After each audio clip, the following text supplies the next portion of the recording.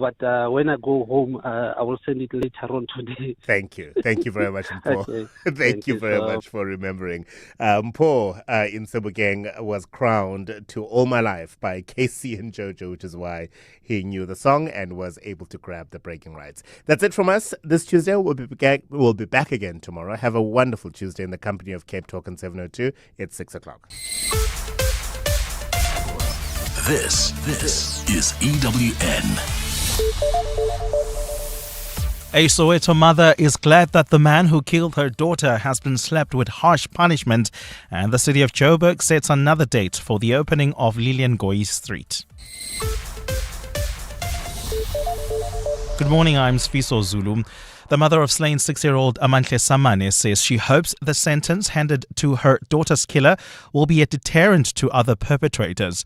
25-year-old Pete Simyao was handed 2 life sentences by the Johannesburg High Court yesterday. Pete Simyao was handed 2 life sentences by the Johannesburg High Court yesterday for the murder and rape of Saman.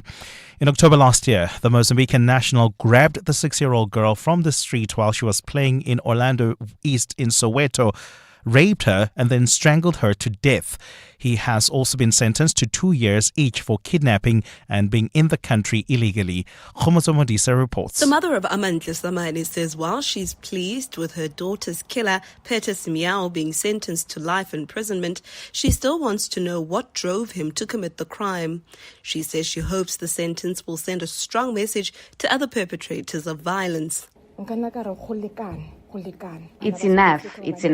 Too many children have died at the hands of men, innocent children. I think after this sentence, any other perpetrators will think twice. But the NPA's Pindim Jonondwane says they can only hope that the sentence will be a deterrent. In many other parts of the country, there have been similar cases of this nature where the courts have dispensed sentences that are stringent, but these crimes continue unabated. Mjonondwane says the continuous acts of violence against women and children will not stop the NPA from carrying out its mandate. Khomozo Modise, Eyewitness News, Johannesburg. Johannesburg Mayor Dada Morero has dismissed claims of further delays in the reopening of Lilian Goy Street in the CBD, even though it remains closed off to traffic. The city had initially promised that the street would be operational by yesterday, but construction crews are still working on site. Formerly known as Bree Street, the route was torn apart by a massive underground gas explosion in 2023, which left 1 person dead and several others injured. Alfara Mushwana reports. And we believe by August 2025 would have concluded and completed on the first work stream. That was Johannesburg Mayor Dada Morero in February this year, committing to reopen Lilian Goy Street before the city's self-imposed deadline of the 1st of September. But the street will only reopen on the 12th, as the city says it needs more time for minor touch-ups. Despite this, Morero insists this doesn't amount to a delay. So it's not a delay now. We wanted to launch it on the 1st to say we've completed the work. It's just minor issues that have to be done. We think that we have met the target that we have set ourselves. The rebuilt road has a completely new look, as the city has replaced the traditional tar with paving bricks. Alfa Ramshwana, Eyewitness News, Johannesburg. The cost of constructing a new building for Aura Park Primary School in Nigel on Johannesburg's East Rand is estimated between 80 to 120 million rand. The Gauteng Education Department shared the figure during a visit to the school yesterday while assessing its infrastructure. Pupils and staff members have had to grapple with attending classes in dilapidated structures since 2013. Jabuli Limbata reports. Gauteng Education MEC Matume Chilwane says the cost of refurbishing is higher than rebuilding, so they will construct a new school instead. This is after community members raised that the building is dilapidated and a dusty playground poses a health risk to their children. An infrastructure maintenance official from the department says in the past 3 years, they renovated the Grade R block, including roof water leaks, refurbished toilets, and worked electrification. The department admitted that the electricity in the classrooms still had problems even after repairs and will now again fix it.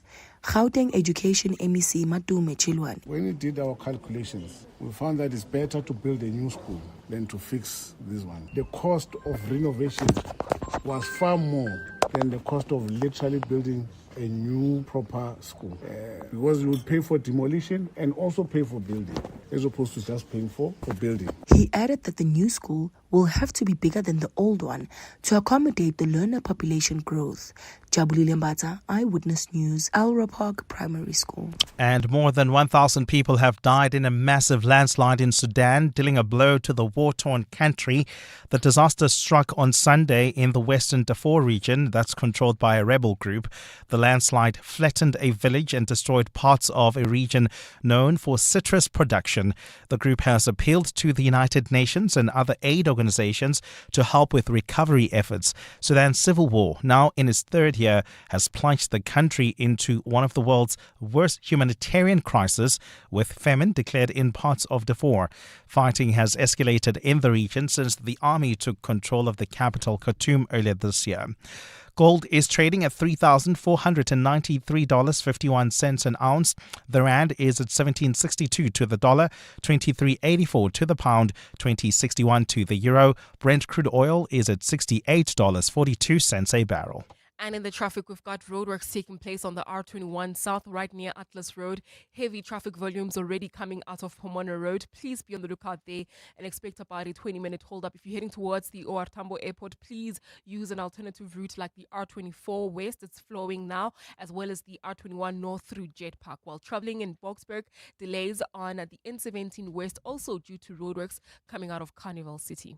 In your sport, Proteas captain Themba Bavuma confident despite missing key players who are injured ahead of today's first ODI with England starts at 1 p.m. Springbok coach Rassie Erasmus nervous to face the All Blacks on Saturday. Osaka beats Goff at the US Open to go through to the quarterfinals. Lewis Hamilton handed a 5-grid penalty for Sunday's Italian Grand Prix. A fine day in store for Gauteng. Johannesburg starting at 11 degrees, peaking at 30. Pretoria 12 and 30. Vereeniging 10 and 30 as well. The top story in EWN this hour. The mother of slain 6-year-old Amantle Saman says she hopes the sentence handed to her daughter's killer will be a deterrent to other perpetrators. EWN, in touch, in tune, and independent. For the latest, visit ewn.co.za or download the EWN app. 702 on 92.7 and 106 FM. Streaming on the Prime Media Plus app. And on DSTV channel 856.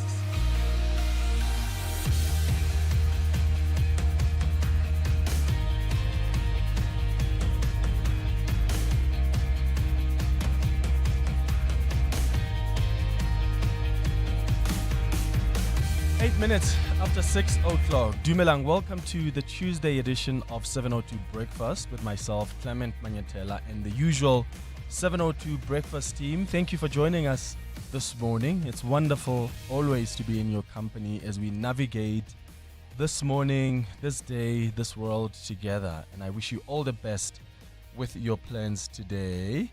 Amoramela, on your traffic, are you done doing your makeup? I found out Amo does... I walked into studio. Amo is busy. What are these? Are these my eyebrows, my lashes, and lipstick? Yeah, that's my every morning routine. She takes the time. I take the time. She finds the time. I try. I don't put on the full-on face feet, but I try to make an effort. YouTube. Was she like this before YouTube? Hey, yeah, it's but she's always been like this. Really? Always. Okay. Well, good to see you guys. Bapelile and CM Tanda will be taking your calls. KG's here on the ones and twos. We've got some interesting conversations planned for you this morning. Before 7 o'clock, we're going to speak to the Gauteng Education MEC, Matume Chilwane, following his visit to Alra Park Primary School yesterday. This comes after community protests over aging school infrastructure last week. I think it's now been 3 weeks since Lena stopped attending classes because their parents have been withholding them from going to school. And the MEC now is committing to rebuilding the school within 18 months. And I'm asking, why is this action to demolish the school only being taken now? Because the residents have been complaining about the deteriorating infrastructure for years now. In fact, in 2023, it was the Gauteng Education Department that went and made an assessment at the school, and they realized and cited health and safety concerns at the school. Some people have been injured from this infrastructure that's falling apart. And the department has just been making promises and promises to refurbish the infrastructure, and these promises have never really been fulfilled. Why is that the case? I'll be asking the MEC Chilwane before 7 o'clock. And then after 7 o'clock, do you believe in messages from the other side or signals from those you've passed on?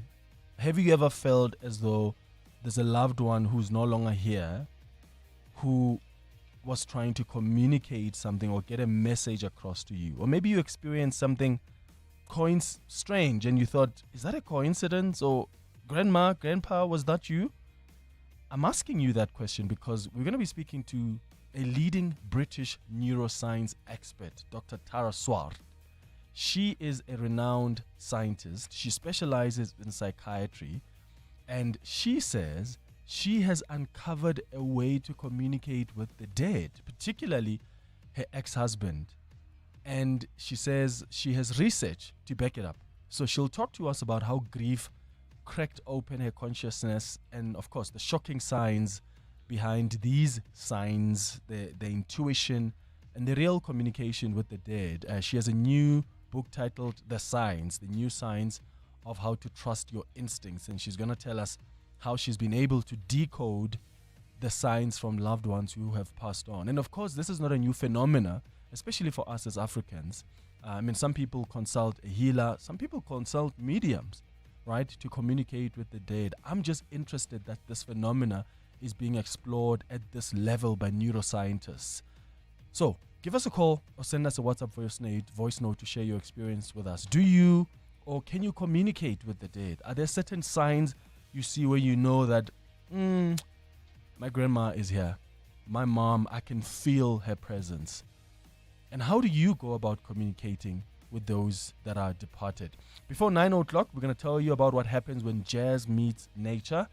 The NIROX Springs to Life with Jazz from All Corners Festival is taking place. Lloyd Anthony Smith is going to talk to us about this Jazz from All Corners Festival just before 9 o'clock. Mutao, what are you asking us today?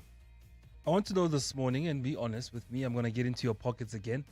As you always do. Do you borrow from yourself? For instance, from your savings or your emergency fund when you need the money? And are you disciplined enough to put it back? I'm not disciplined enough to put it back. I'm just like, we'll sort it out when we're good again. That's really... Are you those people that put the money in the savings and then put it back into the spending? I've got this different savings accounts where I know there's one that you can easily access. Yeah. And I don't put a lot of money in there so that I'm more disciplined. And then I've got others that are very difficult for you to access. Need you to wait, yeah. Yeah, and if you don't wait, you're actually losing money. Yeah. If you withdraw or you use those funds and you haven't exhausted that 3-month or whatever period. So that way I know I'm disciplined. Amo? And like Clement, I don't have a lot of savings accounts. I don't have those strict accounts where you have to consult someone before you withdraw the money. But I do borrow myself from my savings. And no, I don't pay it back because, I work hard. Also, it's my money. No, man. Yeah, I know I saved it, but it's mine. Yeah, I'll try to save again and not necessarily to put it back. Because if I try to, fill it up again, I'm going to still be short. Do you know what I mean? From my own money. I think you need one way. It's difficult to get to the money. Yeah. Trust me, that works. It helps. That works. I'll tell you why I'm asking. Okay, so we'll tell you why Muteo is asking that question. But what's your experience? Do you borrow from your savings? And are you disciplined enough to return that money back? Send us your WhatsApp voice notes. You can give us a call as well. It's 14 after 6. 7:02. Weather. A fine day in store for Gauteng today. Johannesburg, expected temperatures there at 11 degrees, peaking at 30. Pretoria, lows of 12, highs of 30. Vereeniging, lows of 10, highs of 30. Cape Town will be partly cloudy along with a light west-northwesterly breeze, a low of 13 and a high of 21. In Gqeberha, lows of 13, highs of 27. East London, lows of 15, highs of 25. In Durban, lows of 18 and highs of 24.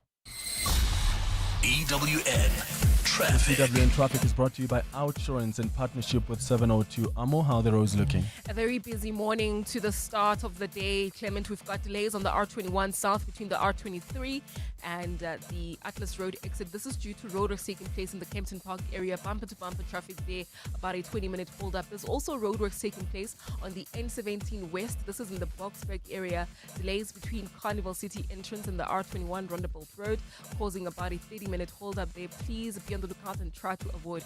You can still use the N12 West through areas like Germiston as well as Bedfordview.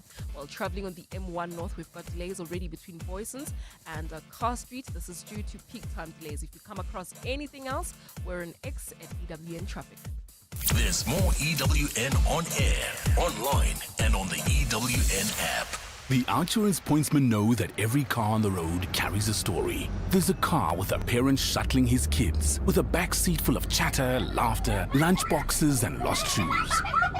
The Outsurance pointsmen know it's not just a car in traffic. It's a regular yet special slice of a family's life. Every story's different, and every story matters. That's why the Outsurance pointsmen have been doing what they do since 2005, in proud partnership with 702. Outsurance is a licensed insurer and FSP. 702 delivers on the matters that matter to you. I am Alula Madlamini, an avid Talk Radio 702 listener. Have been listening since way back when it was medium wave all the way till now. Talk Radio 702 is, it forms part of the network of what my life is made up of, you know, from God to my family to my joy. 702 is my magazine of life. The depth and width of knowledge, from fun to spiritual knowledge and fulfillment. So I find everything on 702, so much that it is the only radio station that I listen to from Monday to Sunday. I am totally sold out on Talk Radio 702. Thank you for sharing your thoughts, so we can deliver more on what matters to you. 702 listens. Let's walk the talk. They've stood tall, served hard, and dreamed big. Now it's time to honor the best among them. It's Gauteng's Greatest Awards with 702, powered by Yoko. Tune in on Tuesday, the 9th of September from 6 a.m. when we reveal the winners and celebrate the excellence that makes Gauteng feel like home. Because every time a business wins, the whole community shines. Gauteng's Greatest Awards with 702, powered by Yoko. Let Yoko counterfuel your business to greatness. Go to yoko.com to explore the new point of sale solution, saving hundreds of businesses time and money. The team's on a roll today. Let me focus on payroll. Duty calls in the kitchen. That's why I have a business insurer that is agile and on the ball all the time on all things. I chose My Way Business Insurance, getting 24/7 emergency service and saving on my premiums, plus my business assist to handle my admin. Visit myway.co.za or dial 0860 64 64 64 and get a quote today. My Way is a licensed non-life insurer and FSP. T's, C's and standard rates apply. My Way. Live your way. Hey besties, welcome to my kitchen tour, or should I say my new walk-in wardrobe. Over here we have the pantry, now home to my jeans and shirts, all color-coded. Oh, and the air fryer, literally the perfect place for my makeup brushes. And who would have thought, the oven is the place to store my handbags. Who needs a kitchen? Simply spend 200 Rand or more and you could win Simply Asia for a year. T's and C's apply. Simply Asia, connecting the Thai way. 702 and corporates that care with Ekwele are talking about Ekwele's commitment to uplifting communities across South Africa. From Ekwele's side, we get a lot of requests for water. I think that access to clean drinking and safe water has become a daily challenge for many people. So we get a lot of requests. We really deliver hundreds and thousands of bottles every year. Recently, we saw a need for a more longer-term solution, more sustainable water solutions. When we turned 25, we delivered 25 water tanks to 25 communities all over South Africa. And it was really heartwarming to see what a difference a tank can make. The first tank we put up was at a school in Groudville and KwaZulu-Natal, and the principal told us now they don't need to close their school anymore because sometimes they had to close school early because they didn't have water. Aquele, making a positive impact one drop at a time. Learn more at aquele.co.za. 702. Let's walk the talk. 702. WhatsApp us on 072 702 1702. Morning. Clemzo, great show. Tebogo from Rustenburg. Clemzo, I actually find it more rewarding that every month when I get my paycheck, I just throw everything into my bond, and I borrow myself from my bond, and it becomes painful when I actually take money out because I really know how much of the interest I'm suppressing by putting more money into my bond. So yeah, but from time to time I do tend to borrow myself from the bond. Thank you. Yeah, that's it. As long as you've got discipline to keep on putting more and more into that bond. That's a great way to do it. It's 21 after 6. 702. Add your voice. Have your say. Let's walk the talk. All right, here are some of the things you need to know about this morning. The Gauteng Department of Education has issued an important reminder to parents applying early for a school place. They're saying that doesn't necessarily guarantee you admission. So the online admissions process for grade 1 and grade 8 for 2026 closed on August 29th. Instead of prioritizing early applicants, the department uses this specific set of criteria to determine replacement, including home address within the school's feeder zone, proximity to the school, siblings, connections, work address within the feeder zone, and distance from the school. So that's an important thing to just be aware of. The motor company Ford has issued a recall notice for certain vehicles, especially transit models built between 2024 and 2025, as well as Mustangs produced between 2021 and 2022. Actor Keanu Charles Reeves is 61 today. He was born on this day back in 1964. He's best known for iconic roles as Neo in the Matrix trilogy. Did you guys actually enjoy the Matrix? Of course we I did. didn't. Of course we did. I really didn't. Do you want to try I again? didn't finish Clement? it. Just try again. Yeah, maybe give it a try. Even that other love movie, the Titanic. No, there's Okay, no way you didn't enjoy I that. didn't finish it. Okay, I just watched that once, but Yeah, I'm sorry, guys. I'm really not a big fan. In fact, as he celebrates his birthday today, this Canadian actor is actually remembered for what he said back in 2021 in an interview on the Drew Barrymore show. And this is what he said about being a lover. I'm not a fighter, I'm a lover. I don't know. No, because if you're a lover, you got to be a fighter. How so? Because if you don't fight for your love, what kind of love do you have? No, I'm kidding. Yeah, he'll always be remembered for that. Today, industry colleagues of renowned journalist Sidi Madia will gather here at our offices for a memorial event in her honor. As you know, over the past week, tributes have been pouring in from across the country, from political parties, fellow journalists, and members of the public, all paying their respects to Madia and her family. So her family has since shared, of course, the details for her funerals, which will be taking place on Thursday. And we're going to have the memorial service here at Prime Media House today. In fact, speaking of the memorial service, I posted a video yesterday of a funny moment with Sidi Madia, and I'll explain to you why this was quite funny. Say it. I said I love you. You're forcing me to say I love you too. I said say you love me. But you know I do. What do you do? I smiled. Do you love me? Bye-bye. You're a terrible friend. So I posted this, and I realized that there are a lot of people that were responding and saying, oh my God, I'm just like you. I'm awkward with I love yous. Is it weird that there are people like us who we struggle to say I love you or I love you too? Do you say it a lot? Are you an affectionate person like that? You tell your kids? I tell my kids all the time, my husband, my friends, my family. Yeah. So Tsidi used to tell us she loved us all A the lot. time. And Even during an argument. Even during an argument? Are you're right. I love you. Yeah, You have she to didn't understand. And she used to then bully me to say I love you too. And I always find it so awkward. I mean, of course, she knows I love her. And of course, I've told her. How I tell people I love them is on their birthdays. That's the only time I'll ever say to you. And I'm not going to say I love you. I'm going to say much love.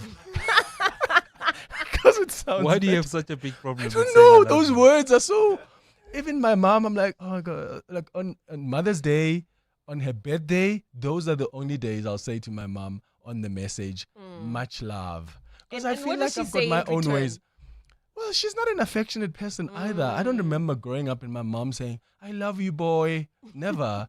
But trust me, I don't think anybody in this world loves me more than my mom. Yeah. But it's just something we've always known. But I don't know why the words are awkward. Are there different ways that you show people love? Yes. Okay, then. And that- even with that my makes mom, I will still show her I love her in many different ways, except through I love you. But I'll say much love. So can you take that? Please take that. Mateo, are you an affectionate person No, like that? I'll say it. I'll say it all the time. I'll say it to my kids. I'll say it to my dad. I told him this weekend. It's Even your something I partner. readily say Like, all the if you're time. dating me, you'll probably have it. You have to dig it out.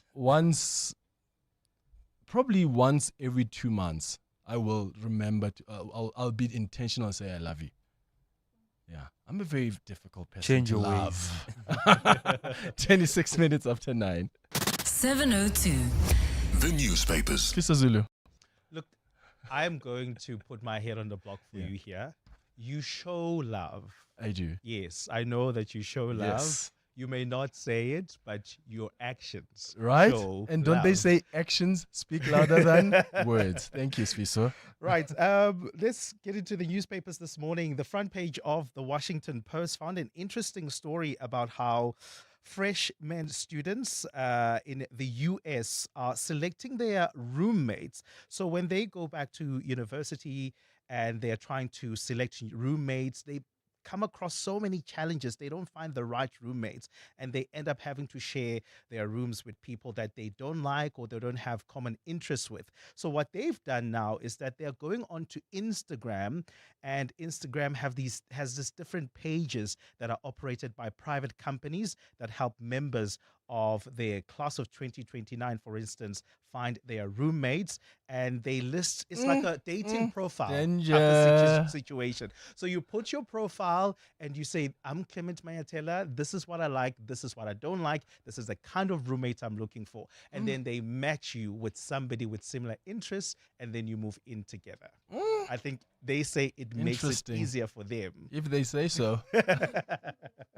And in the local front, if you are in Ekurhuleni, the city of Ekurhuleni is warning residents about a job scam that's circulating on social media.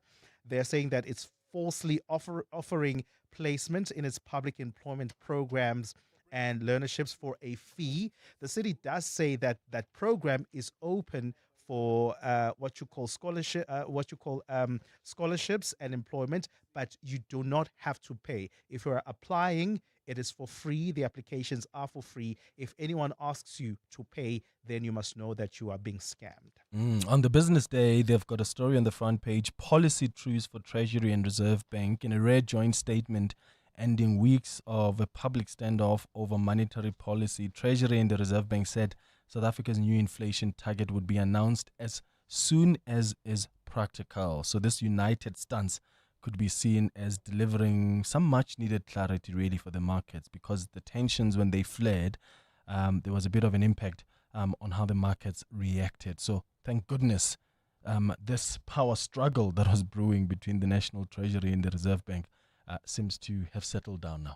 And those are the newspapers. EWN 29 Business. minutes after 6 o'clock. Mateo Khwaripe, you've been asking us if we borrow from our savings. Why?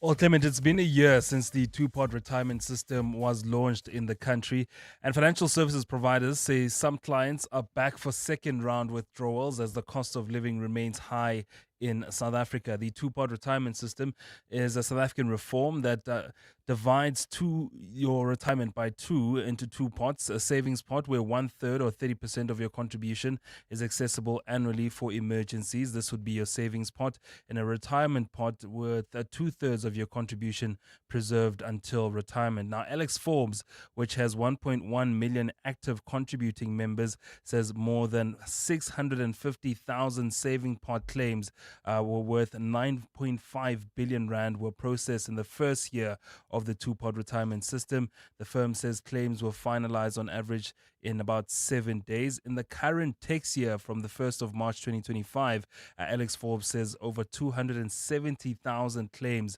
worth 2.5 billion rand have already been paid. Now, the Actuarial Society says 75% of applications received in the current tax year were repeat claims. So people are quite stretched in terms of money, and they're using this option to get the extra buck. Now, according to Sanlam, South African Retirement Fund members have withdrawn nearly 57 billion rand from their savings since the implementation of the two-pot retirement system in September of last year, with almost 4 million withdrawals recorded to date. It's a big payday for SARS.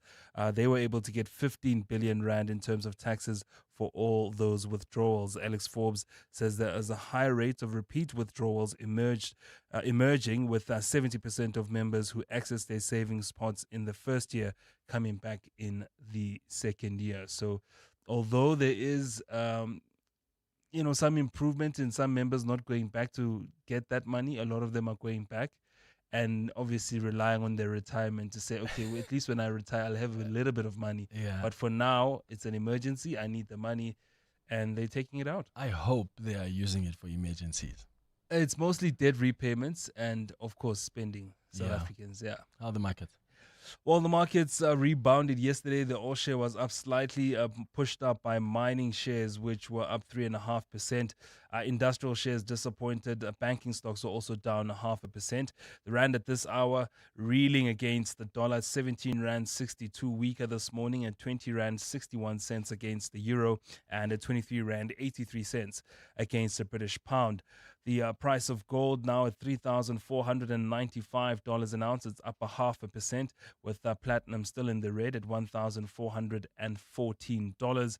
Brent crude still remaining low at $68.47 a barrel. I'll have more business for you after 7. 6:32, time for the latest in Eyewitness News. Sfiso, what are issues there in Coronationville? That's right, Clement. Frustrated residents on the West Rand say they don't trust that government will sort out the ongoing water crisis in the area. There was another protest yesterday in Coronationville over taps that have been dry for almost 2 weeks. The water crisis in the area has been ongoing for almost a decade. Community member Sainifan Sale says that the last time they spoke to city officials, they were promised that the issue would be fast-tracked. The morning we went there again, 3:45, we watched them switch on the pumps. Test the pumps, bleed the pumps. We said, right, is the water moving? Yes. We phoned the community people. Is your water on? Yes, our water's on. We got home from there and phoning the people. When we got home, when I wanted to go shower, the water was off. 1 hour after that, the water was off. Johannesburg Mayor Dada Morero has dismissed claims of further delays in the reopening of Lilian Goy Street in the CBD, even though it remains closed off to traffic. The city had initially promised the street would be operational by yesterday, but construction crews are still working on site. Formerly known as Bree Street, the route was torn apart by a massive underground gas explosion in 2023, which left one person dead and several others injured. Alfara Mushwana reports. And we believe by August 2025, would have concluded and completed on the first work stream. That was Johannesburg Mayor Dada Morero in February this year, committing to reopen Lilian Goy Street before the city's self-imposed deadline of the 1st of September. But the street will only reopen on the 12th, as the city says it needs more time for minor touch-ups. Despite this, Morero insists this doesn't amount to a delay. So it's not a delay now. We wanted to launch it on the 1st to say we've completed the work. It's just minor issues that have to be done. We think that we have met the target that we have set ourselves. The rebuilt road has a completely new look, as the city has replaced the traditional tar with paving bricks. Alfa Ramshwana, Eyewitness News, Johannesburg. Western Cape MEC for Mobility Isaac Sileku says he will impose harsher sanctions on Qatar and Codeta if they do not urgently resolve the minibus taxi conflict in Cape Town. The rival taxi associations failed to reach consensus during peace talks last week, sparking a fresh bout of violence which left 5 people dead. Disagreements about a route are said to be behind the violence. The Western Cape Mobility Department was granted a court interdict last week prohibiting Qatar and Codeta from interfering with transport services at various key routes. Sileku has warned that taxi associations must resolve their differences or they'll be harshly punished coming on the cards. Progress starts with dialogue. If we choose talks over tension, we can build a safe, reliable taxi industry our communities deserve. And at least 20 people are missing in Indonesia after violent protests sparked by perks for lawmakers. The unrest has also triggered anger against the police. At least 6 people have been killed since the protest started last week, intensified by footage spreading of the killing of a young delivery driver by a paramilitary police unit. Yesterday, the United Nations called for an investigation into alleged use of disproportionate force in the protest. The unrest emerged in cities across the country, forcing the president into a U-turn on the lawmakers' perks. The protests have been described as the worst since the ex-general took power 10 months ago. A fine day in store for Gauteng. The temperatures are at lows of 10 and 12 degrees, peaking at highs of 30 degrees. And in the traffic, we still have got heavy traffic volumes on the N17 West. That's between the Carnival City entrance and the R21. There's also queuing traffic along the R21 South. This is between the R23 and Atlas Road, also due to roadworks. The top story this hour. Frustrated residents in Coronationville on the West Rand say they don't trust that government will sort out the ongoing water crisis in the area. 10 years ago, Illuma Capital set out with one goal: to help people like you build a legacy for tomorrow. Through personalized strategies and unwavering dedication, we've been instrumental in helping our clients achieve their financial dreams, whether it's securing retirement, growing wealth, or planning for the unexpected. For a decade, we've been trusted to guide your financial journey with expertise and care. Visit illuma.co.za today. Illuma Capital is a licensed FSP. T's and C's apply. Mzansi, Powerball and Powerball Plus stand at 94 million rand in total estimated jackpots this Tuesday.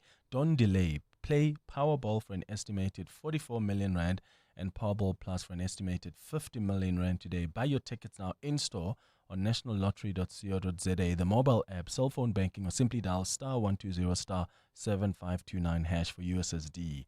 Panda Pusha Play. Players must be 18 years or older. Play responsibly. Ituba is the proud operator of the National Lottery.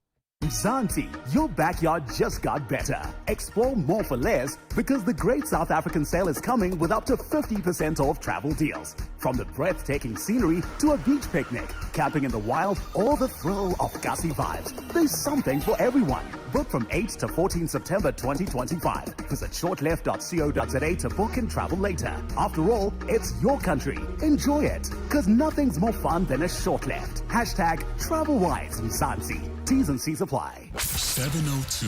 WhatsApp us on 072 702 1702. Morning, Clement and 702. Mateo. Amo. Yo, Mateo, your question. Savings, borrowing from yourself. Yeah, ne. Yeah, I do borrow from my savings, and what has disciplined me is that I charge myself interest for that. I will always retain it with interest. So that one, in so doing, I'm so disciplined so much that I'm afraid of even borrowing from my own savings because I know the interest will be too high. I'm a mashodisa to myself. It's Chetza here in Hadiju. Thank you. Morning, Clement. I borrow from my own savings and I pay myself with interest. That's how disciplined I am. Kaiser from Pretoria. Wait, so it's a thing, Amo? It's a thing because there they go. I mean, this is the second person who's saying they pay themselves with interest to cover up that money they would have borrowed. But I'm thinking, isn't that a punishment? Well, you probably do need a punishment so that you are in better control of the finances, because otherwise you're just going to do whatever you want to do with the money in your savings. And hence I said, for me, I've put protections in place. Like, it must be very difficult for you to get access that, the money. to access that money. And in a case where it's not going to be difficult, at least charge yourself some interest. I like that. So disciplined. Good morning, Clement. Sam from Randburg here. It's so lovely to hear your voice this morning. I just wanted to say regarding the I love you thing, I always say I love you to the people I love because, time is precious and you never really know when the last time is that you're going to be able to say I love you. So that's why I say I love you as often as I can. Cheers. Thanks for the great show. Oh, interesting. Yeah, I mean, is there a difference really between I love you and much love? Yes. Okay, Clement. Good morning. Sorry, Cindy here. Cindy. You tell me if you're dating somebody. Yeah. Right? They say, I love you. Okay, wait. Now you're like, oh my gosh, I love you. That's so huge. Much love from somebody you've been dating. Much love is what your granny says to you.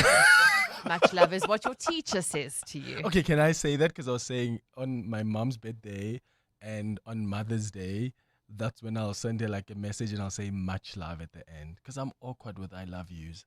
Why? I don't know. It's your mother. I know. It's the one person you can say it to and she won't judge you or feel. Just say I love you. It's not as easy as that, I promise you. For your mom. Yes, even friends. So the No, context I'm not is... talking about friends. That Yeah. lady birthed you.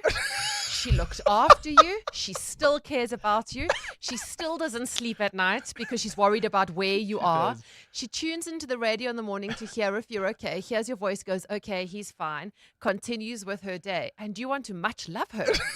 Okay, Give me her Mum. number. Okay, Mum. I love you.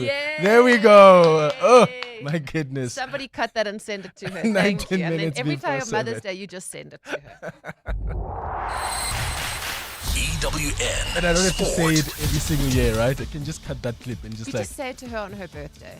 Just say I love you. Because Mother's Day is very hallmark. You can just say much love on Mother's Day and then Yeah, keep on the the I love you birthday. for her birthday because Okay. that's so special. I will You can strengthen myself for their birthday. much and love say, her on Easter. Yeah, much love, much love. Yes, Birthday. and then you can just have 365 days of anxiety up Yeah. to the next birthday. Then say I love you. Then breathe. for it. Okay. Yeah. How do you deal with I love yous? Are you awkward as well? That's a question we've been asking you this morning. Give us a call or send us a WhatsApp voice note. All right, let's talk about the Proteas now. They're taking on England in the first ODI today, but Kagiso Rabada won't be there. No, he won't. So it is the first ODI. Rabada and Matthew Brezka were both injured playing in that recent series against Australia. So they're still recovering from injuries. We hear that Brezka's injuries actually sitting out today just more precautionary. And then Kwena Mapaka, the teenage bowling sensation, he's being rested for the game just to manage his game time. But here's Captain Themba Bavuma saying the team's confident after the Australia tour. And here's him announcing the team. In terms of the team tomorrow, we do have a team. Same opening pair, Aiden and Rickleton up top, myself at 3. Tony comes in at 4. Tristan Stubbs at 5. Brevis, he's at 6. Milda 7. Bosch at 8. Keshav, I'm at 9. And Nandre and Lugi fighting at 4, 10 and 11. For England, 22-year-old fast bowler Sonny Baker makes his debut. The game starts at 1. Springbok coach Rassie Erasmus finds himself in the unfamiliar feeling of nervousness ahead of Saturday's clash with the All Blacks at Eden Park. Yeah, I've been touring here since 1994 in New Zealand as a player, and it's never easy here, and yeah, I never think I won as a player here. We've drawn one and once 1 year since I've been involved in the coaching team, so now for us it's always tough and nerve-wracking and a tough week, and I guess it's the same for New Zealand. Kickoff is at 9 a.m. on Saturday morning. At the US Open, Naomi Osaka caused an upset. She knocked out the third seed Coco Gauff in straight set 6-3 and 6-2. What I want to take away from this tournament is just smiling and having fun. And I know in my first round, I was too nervous to smile. And my match against Kasatkina, I was just really not smiley at all. So going into this match, I just wanted to be grateful. She's one of the best players in the world. Osaka will play Makova in the quarterfinal. Shwiante Cruz to the quarterfinal, play Anisimova. Yannick Sinner needed 1 hour, 20 minutes to beat Bublik 6-1, 6-1 and 6-1. He faces the 10th seed Musetti in the quarterfinals. Agia Sim beat Rublev and will play de Minaur. In Formula One, Lewis Hamilton's been handed a 5-place grid penalty for Sunday's Italian Grand Prix. This for failing to slow down under a double yellow flag before the start of the Dutch race. And Algeria's Olympic gold medalist boxer Iman Khelif has appealed to the Court of Arbitration for Sport, that's sport's highest court, against a world boxing decision barring her from events unless she undergoes genetic sex testing. Khelif's currently barred from competing at this year's World Boxing Champs. CAS has dismissed her request to suspend the decision while the case is heard. Cindy Paluta, Eyewitness News Sport. Breathe in, insurance. Breathe out, pineapple. In, insurance. Breathe out, pineapple. Again. In, insurance. Out, pineapple. Again and again. Pineapple FSP 48650 is underwritten by Omart Insure Limited, a licensed non-life insurer and authorized FSP. Corporates That Care promotes and encourages corporate leaders and all citizens to walk the talk for a better South Africa. Catch Corporates That Care this Wednesday at 10 to 9 featuring CIPLA. Their CEO, Paul Miller, will be in conversation with me. Join us every Wednesday as we highlight the efforts of companies and brands dedicated to building our country. Corporates That Care is a Prime Media Cares initiative with 702 and Prime Media Outdoor. 702, let's walk the talk and make a difference together. The brainy kids of the Whiz Quiz on 702. Hi, Uncle Clement. My name is Ramuji. I come from Pinnacle College, Reslow. I am 13 years old, and when I grow up, I'd like to become a lawyer. I am extremely excited to be part of the Whiz Quiz today. Oh, I'm extremely excited to play with you. Looking forward to it. 702.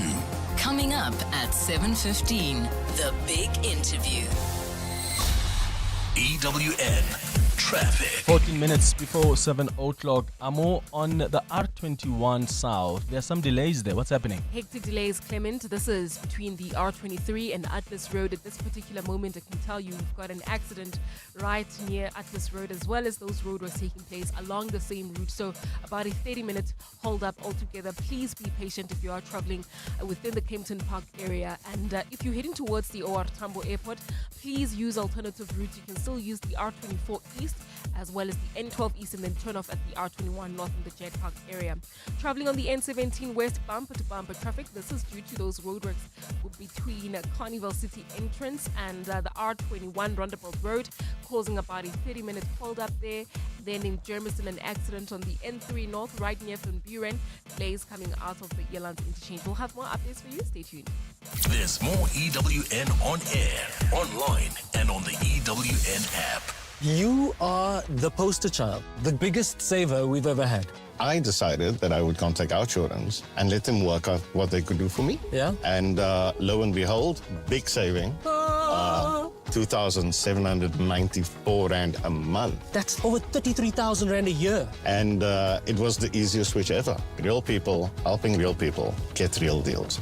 Go to outsurance.co.za now for a 10-minute quote that could save you thousands. What does you always get something out mean to you, Lorette? Outsurance made it possible for us to live our dream to travel more with the money in our pocket that we save. Let me know, what is it? 725. It was unbelievable. My husband, he sits there on the chair and he's just nodding his head and say, yes, yes, yes. This is really not just an advertisement. This is really real. Go to outsurance.co.za now for a 10-minute quote that could save you thousands. Licensed insurer and FSP, TCs and information online. Are you looking for the best savings on spectacles? At Specsavers, enjoy 1,500 Rand off when you get tested at South Africa's trusted and most established optical group. Get 1,500 Rand off all frames in store, or use your 1,500 Rand off on our leading lens enhancements, such as drive light lenses that reduce artificial glare whilst driving. Book online or call your nearest store today. Affordable eye care, Specsavers. T's and C's apply. Tip your way to glory in the Hollywood Bets Punters Challenge, the free-to-play horse racing game with daily cash giveaways and massive jackpot prizes. Pick all the winners on the race card and you could win 100,000 Rand. Bet 50 Rand or more on your selections using the Bet Slip feature and you could walk away with 1 million Rand. Visit punterschallenge.hollywoodbets.net today and tip your way to the top. T's and C's apply. Hollywood Sportsbook is a licensed betting operator. No persons under the age of 18 years are permitted to gamble. Winners know when to stop. South African Responsible Gambling Foundation toll-free counseling line 0800 006 008. Coming up in the next hour, What's the Question is brought to you by OutSurance. Up to 3,000 Rand in cash up for grabs. All you need to do is send an answer based on anything that piqued your interest on the show and you could win 1,000 Rand. Simply WhatsApp your name and that answer to 072 702 702. And of course, a little later, someone else will ask the question to win 2,000 Rand. Remember, you stand a better chance of being selected to give us today's answer if you've SMS'd out to OutSurance and got yourself a quote. SMS out to 45142 now and you could save on car insurance or call 08600 60,000 today. Let's talk. We're listening. Morning, Clem. Mike and Norringcliffe. Just a question for the MEC of Basic Education, Matome. We've got schools which are more than 100 years old and the infrastructure is broken. What are his plans? A promise was made previously, I think, by the previous MEC, who's now the Premier, concerning repairing of these schools. They've got buildings which are dilapidated, cracks and everything else. Are we going to wait for another disaster to happen, then to start acting? I think for the MEC, let's see if we can become more proactive than reactive. Thanks. Absolutely agree with you. And I'll be asking the MEC that very question in the next coming minutes. Who is the whizziest of them all? It's the Whiz Quiz on 702. Right, time for the Whiz Quiz now. And today we're playing with Ramoji, who is 13 years old. Ramoji, you said you want to be, a lawyer when you grow up? Yes, Why? What is it about law that attracts you so much? it's the talking and helping other people solve their problems. Ah, wonderful. So you are a big talker. Ramoji, all the best. Are you ready to play? Yes, KG, start the clock. In math, what is 12 times 2? 24. Correct. Spell the word heavy. HEAVY. Correct. True or false? Owls can turn their heads 360 degrees in one direction. True. False. How many players are on a soccer team on the field at the same time? 11. Correct. eThekwini is a municipality in which province? Eastern Cape. KwaZulu-Natal. Which country is in the northern hemisphere? Spain or Peru? Spain. Correct. How many nephews does Donald Duck have? 7. 3. True or false? Your funny bone is in your wrist. False. Correct. What is the chemical symbol for water? H2O or O2? H2O. Correct. On which continent is the Women's Cricket World Cup played this year? Africa or Asia? Asia. Correct. And you have gone through all the 10 questions. Ramoji, let's see how you've done. 7 correct answers. You played well, Ramoji. You played well. Congratulations to you. You walk away with 700 Rand. So if you are between the ages of 10 and 13 years and you want to enter the Whiz Quiz for a chance to win 10,000 Rand, well, you can just simply send us a WhatsApp on 072 702 1702. The brainy kids of the Whiz Quiz. On 702. You're with Clement Maniatella. 702. Let's walk the talk.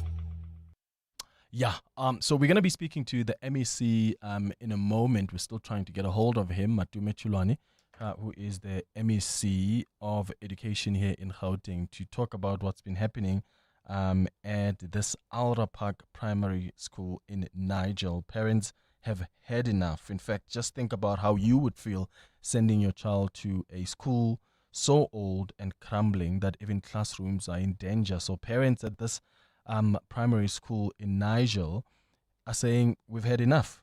right? They decided to shut down the school because there have been broken windows that have injured staff, asbestos still lacks in the buildings, and mobile classrooms keep tripping the power. Learners have now missed 3 full weeks of education while waiting for action from the Gauteng Education Department. And only now did the MEC, Matume Chilwani, step in, promising to rebuild the school within 18 months.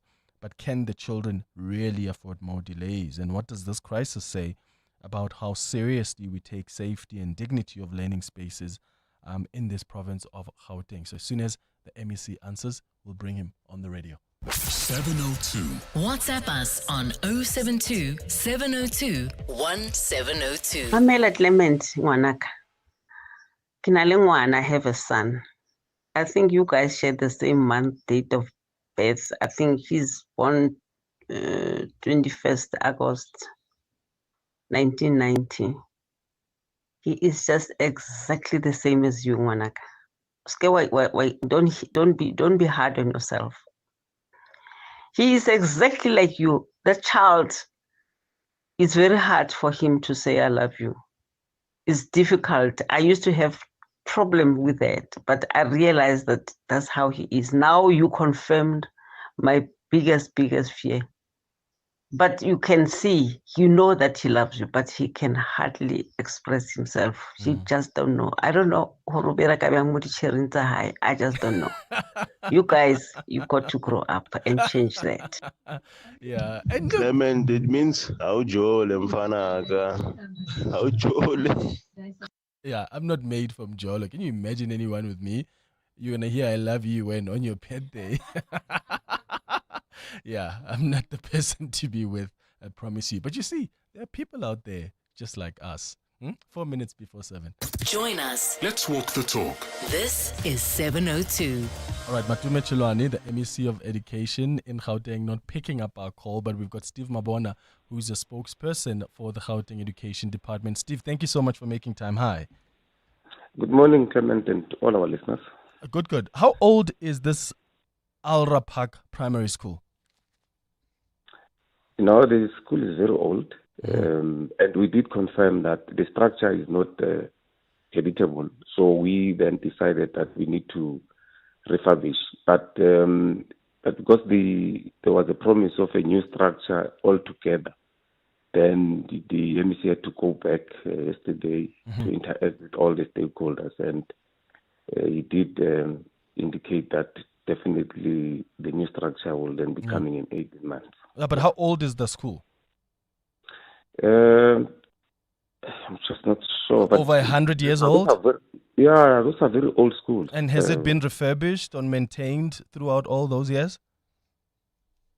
Look, remember we give schools money to do maintenance. So to a certain extent, there's an expectation that schools must maintain. But if the project is major or if the defects are major, then the department need to come in and make sure that we do that part. Yeah, but isn't that what exactly has been the case here? Because people have even been injured because of the deteriorating infrastructure. The MEC met with the schools. That injury, it was not supposed to happen. We said after realizing that there are defects there, we cordoned off that place and said no one must access. So someone decided that the officials must access there, and that's why we have that injury. That injury was not supposed to happen in the first place. My understanding is that the temporary units that were provided by the department were just not sufficient, and that's why even the older parts of the building that were dangerous still had to be used by the school. Can you explain maybe that? And because the MEC met with the school's infrastructure crisis committee yesterday and promised to demolish and give the learners a new school, why is this action to demolish the school only being taken now when residents have been complaining about the deteriorating infrastructure? No, we initially sent our officials, the professionals interacted with the school and they assessed the structure. And their pronouncement was that you don't need to demolish. We're talking about professionals, infrastructure professionals who know what they're doing. They said the structure can be refurbished. But because of the promise of the new structure, then the community said, no, we don't want any refurbishment. We want the new structure. Not that we didn't want to demolish, but if the professionals pronounced that demolish, we were going to do that, at the initial stage. So we couldn't because of that advice. Because remember, when you spend money, there's auditors that will be looking why we're spending money on what informed decisions. Mm-hmm. So we need to look at all those elements before you spend public money. Yeah, but in 2023 though, is that when you send your officials? Our officials went there in 2024. In 2023, MEC went and he saw that there are defects, and we then had to give them the mobile units. We gave them your mobile units and send our officials to say, let's check on the structure. What is the decision? And then they gave us that decision of refurbishment. So the mobile structures were interim up until we deal with the structure. But then the decision now is that we need to probably give them a new structure, and that in 18 months we should be in a position to do that. So you'll be able to build a completely new school in about 18 months? Well, that's the estimated period, 18 months, yes. Okay. And 3 weeks this has been going on. You've been engaging with stakeholders yesterday. Why did it take so long for the MEC to come in? When did he send his officials to engage with the schools? We've been interacting with that community. For the past 3 weeks, our officials have been there, from the district, from head office. I even went there as well. But community was not budging to say we don't want a new school or nothing. Because we said, let's also do a paving, give electricity to the mobiles, and also fix those that are the defects, so that we can then proceed with curriculum while we do the other things. They were not budging.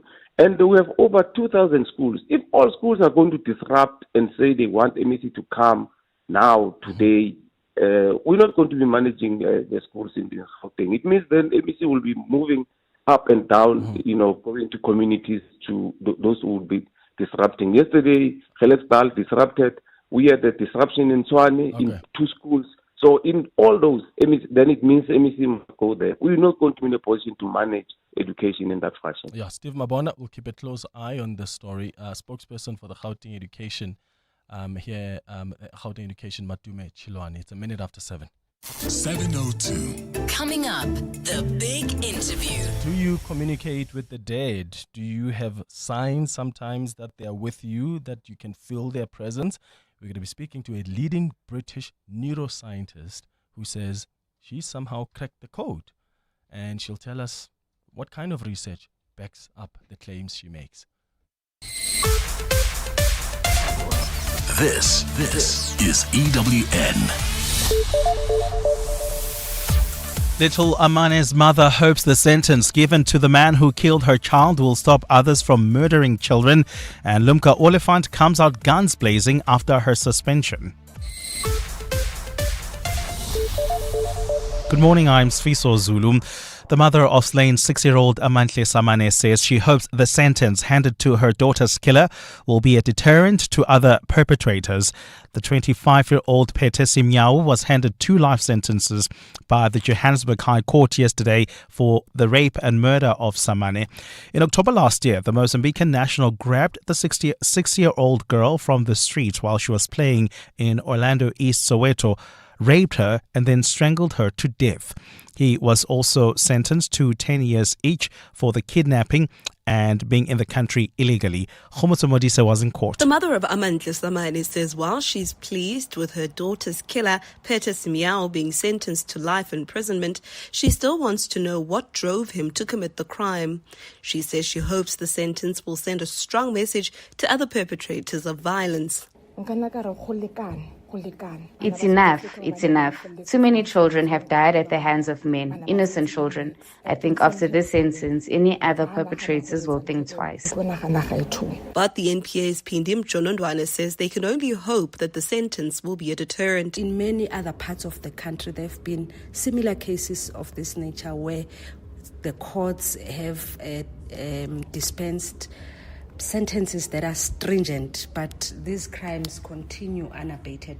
Mjonondwane says the continuous acts of violence against women and children will not stop the NPA from carrying out its mandate. Khomzo Modise, Eyewitness News, Johannesburg. Long-serving spokesperson Lumka Oliphant has accused the Social Development Department of suspending her on trumped-up charges. Oliphant released a scathing statement yesterday saying she was suspended because Minister Sisisi Tolashe believes she leaked information to the Sunday Times newspaper. Her suspension follows an expose in the paper about the department's travel expenses and paying 3 million rand on hotel accommodation in New York City. Babalondenza reports. Lumka Oliphant confirmed her suspension yesterday, but she slammed the department and Minister Sisisi Tolashe for the decision. Oliphant says the minister believes she leaked the information to the Sunday Times, as well as previous reports by the city press. She also says officials are targeting her because of her links to previous minister Batabile Dlamini. But Oliphant says the charges against her are trumped up because they are related to the Auditor General's findings related to the poor management of SASSA and a qualified audit. Oliphant says the AG's findings have nothing to do with her and should be directed at the Director General. Babalo Ndanze, Eyewitness News. The costs of constructing a new building for Alra Park Primary School in Nigel on Johannesburg's East Rand is estimated between 80 to 120 million rand. The Gauteng Education Department shared the figure during a visit to the school yesterday while assessing its infrastructure. Pupils and staff members have had to grapple with attending classes in dilapidated structures. Jabulile Mbata reports. Gauteng Education MEC Matume Chilwane says the cost of refurbishing is higher than rebuilding, so they will construct a new school instead. This is after community members raised that the building is dilapidated and a dusty playground poses a health risk to their children. An infrastructure maintenance official from the department says in the past 3 years, they renovated the Grade R block, including roof water leaks, refurbished toilets, and worked electrification. The department admitted that the electricity in the classrooms still had problems even after repairs and will now again fix it. Gauteng Education MEC Matume Chilwane. When we did our calculations, we found that it's better to build a new school than to fix this one. The cost of renovation was far more than the cost of literally building a new proper school, because you would pay for demolition and also pay for building as opposed to just paying for building. He added that the new school will have to be bigger than the old one to accommodate the learner population growth.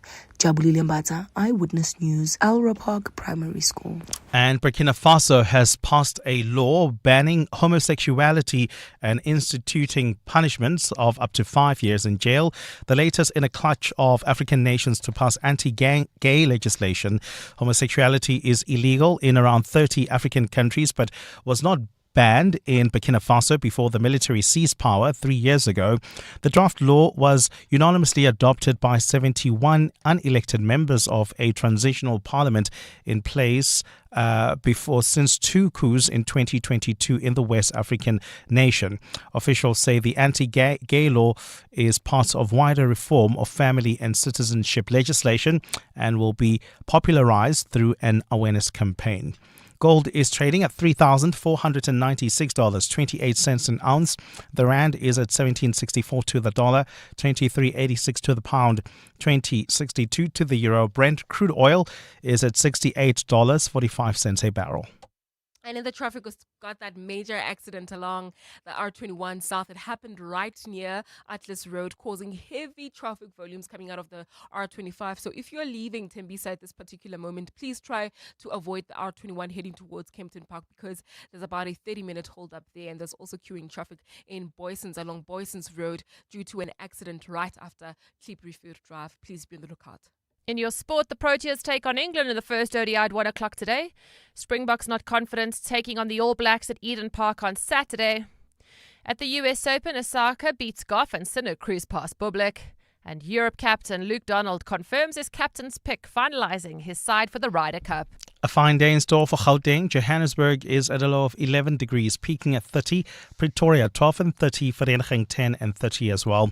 The top story in EWN this hour. The mother of slain 6-year-old Amantle Saman says she hopes the sentence handed down to her daughter's killer will be a deterrent to other perpetrators. EWN, in touch, in tune, and independent. For the latest, visit ewn.co.za or download the EWN app. 702 on 92.7 and 106 FM. Streaming on the Prime Media Plus app. And on DSTV channel 856. 9 minutes after 7 o'clock. Dumelang, welcome to the second hour of the... Okay, it's not the Clement Manyatela show. It's 7:02 breakfast with Clement Manyatela in Bongani Bingwa. We'll be back with you next week. Thank you for staying with us here on 7:02. What an interesting development coming from the Social Development Department. Just yesterday, we were telling you how the department spent R1 million on a trip to New York by the country's top social worker, Sizakele Makangwe. And they flew business class, which is fine, but at least then as a minister, pay for what the market price is. So at the time, according to the Sunday Times, the flights were about 97,000 Rand for business to go to New York, but apparently the department spent about 200,000 Rand on the flight. Where did they stay at the hotel? Well, they stayed at the St. Regis Hotel. The rooms at that hotel ranged from about 33,000 Rand a night to just over 100,000 Rand a night. And these are our officials who are going to attend a conference in New York. And you've got to ask a question about whether or not there was even value for money. Because back in, 2011, the Sunday Times reported that there were other government officials that attended the very same event, and some of them failed to even attend many of the sessions at the summit. And now, the Social Development Head of Communications, Lumka Oliphant, has been suspended, and they are claiming that she probably is the one that leaked this information. We've been trying to get the department to come speak to us since Sunday, and they keep sending us from pillar to post. But hey, we'll keep trying. 11 minutes after 7. Join us. Let's walk the talk. This is 702. So a number of things you need to know about this morning. The Gauteng Department of Education has issued an important reminder to parents applying early for a school place and saying that that doesn't guarantee admission. The online admissions process for grade 1 and grade 8 for 2026 closed on the 29th of August this year. A devastating magnitude 6.0 earthquake struck eastern Afghanistan on Sunday, claiming over 800 lives. The remote and mountainous Kuna province was severely affected, with rescue operations hindered by blocked roads. Adam Gilchrist will tell us more about this on The World View. Brazil's Supreme Court is preparing to rule on whether former President Jair Bolsonaro is guilty of plotting a coup, a charge that could carry a sentence of up to 40 years in prison if he is convicted. And of course, as we've been telling you this morning, today, industry colleagues of renowned journalist Sidi Madia will gather here at our offices at Prime Media House in her honor. Over the past the past week, tributes have been pouring in from across the country, from political parties, fellow journalists, and members of the public, all paying their respects to the Madia family. And of course, you can watch this memorial service on the EWN YouTube page. You can check it out on Prime Media Plus as well. And guess what? Musician Cedric Haley, professionally known as Casey, and one half of the duo Casey and Jojo, turns 56 today, having been born on this day back in 1969.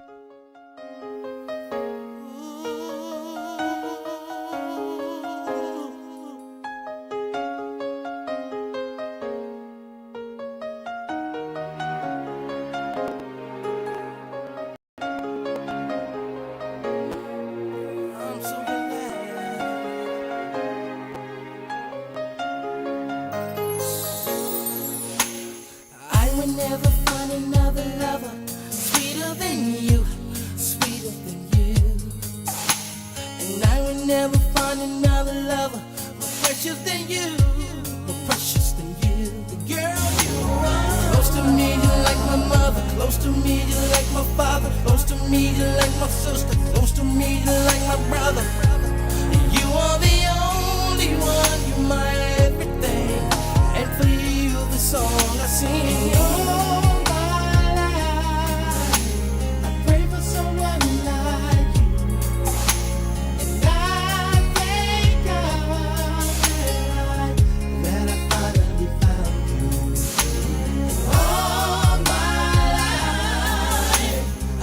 someone like you, and I hope that you feel the same way too. Yes, I hope that you love me too. So I remember we used to write the lyrics of the song on these. Oh, that's these why you were trying to notes. show me your Yes. music book. Is My- that your music book? My college book. Well, it's Yeah, my exercise school, book. it's my exercise book from Uh-huh. school. Mhm. But I was trying to say we used to write these lyrics down, and we were instead of studying, we're busy learning these lyrics of the song. How many people failed exams while they were busy focusing on these songs? That time was very fun, man, because we didn't have the lyrics, Yeah. and You literally had to write them down. you write every word down. Oh, and we still got some of the words wrong, hey? 702. Up next, The Big Interview. 15 minutes. EWN Traffic. After 7 o'clock, and this Eyewitness News Traffic is brought to you by Outsurance in partnership with 702. There's some road works on the N17, Amo. Yeah, it's a nightmare traveling along this route. About a 30-minute hold-up as a result. This is between the Carnival City and the Roundabout Road R21 exit. Please be on the lookout there. Staying in the East Kempton Park, an accident on the R21 South near Atlas Road. Delays from Modderfontein Road while traveling within the Kempton Park area. We've got several roads that are heavily backed up. Routes like Zufontein Road, Moy Rivier Drive, as well as the R25. So please, if you're traveling along these areas, please be on the lookout and drive with care, and also be patient. We'll have more updates coming up. Stay tuned. There's more EWN on air, online, and on the EWN app. 20 years ago, you were driving to the surprise dinner where you proposed. And 20 years ago, the Outsurance pointsmen were on the roads, easing traffic congestion.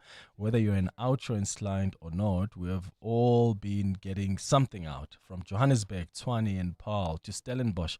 Show the Outsurance pointsmen some love this month and celebrate this 20th anniversary using hashtag pointsmenlove. Outsurance really means it when they say you always get something out. In proud partnership with 702, Outsurance is a licensed insurer and FSP. 702. The Big Interview. So listen to this. Have you ever thought about someone and boom, they actually call you? Or you had a coincidence so perfect that it felt like the universe was sending you a message? Well, neuroscientist Dr. Tara Swart believes that these moments aren't just random. They could be powerful signals guiding us through life. In her groundbreaking new book, she blends science with real-life stories to show how tuning into our intuition can unlock better decision-making, purpose, and possibility.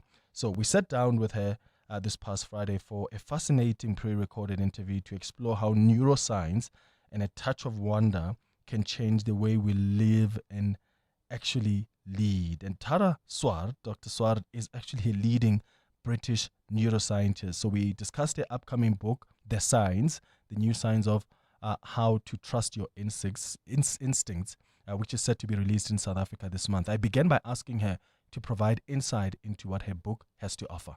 So this book starts on the fact that I lost my husband to leukemia 4 years ago.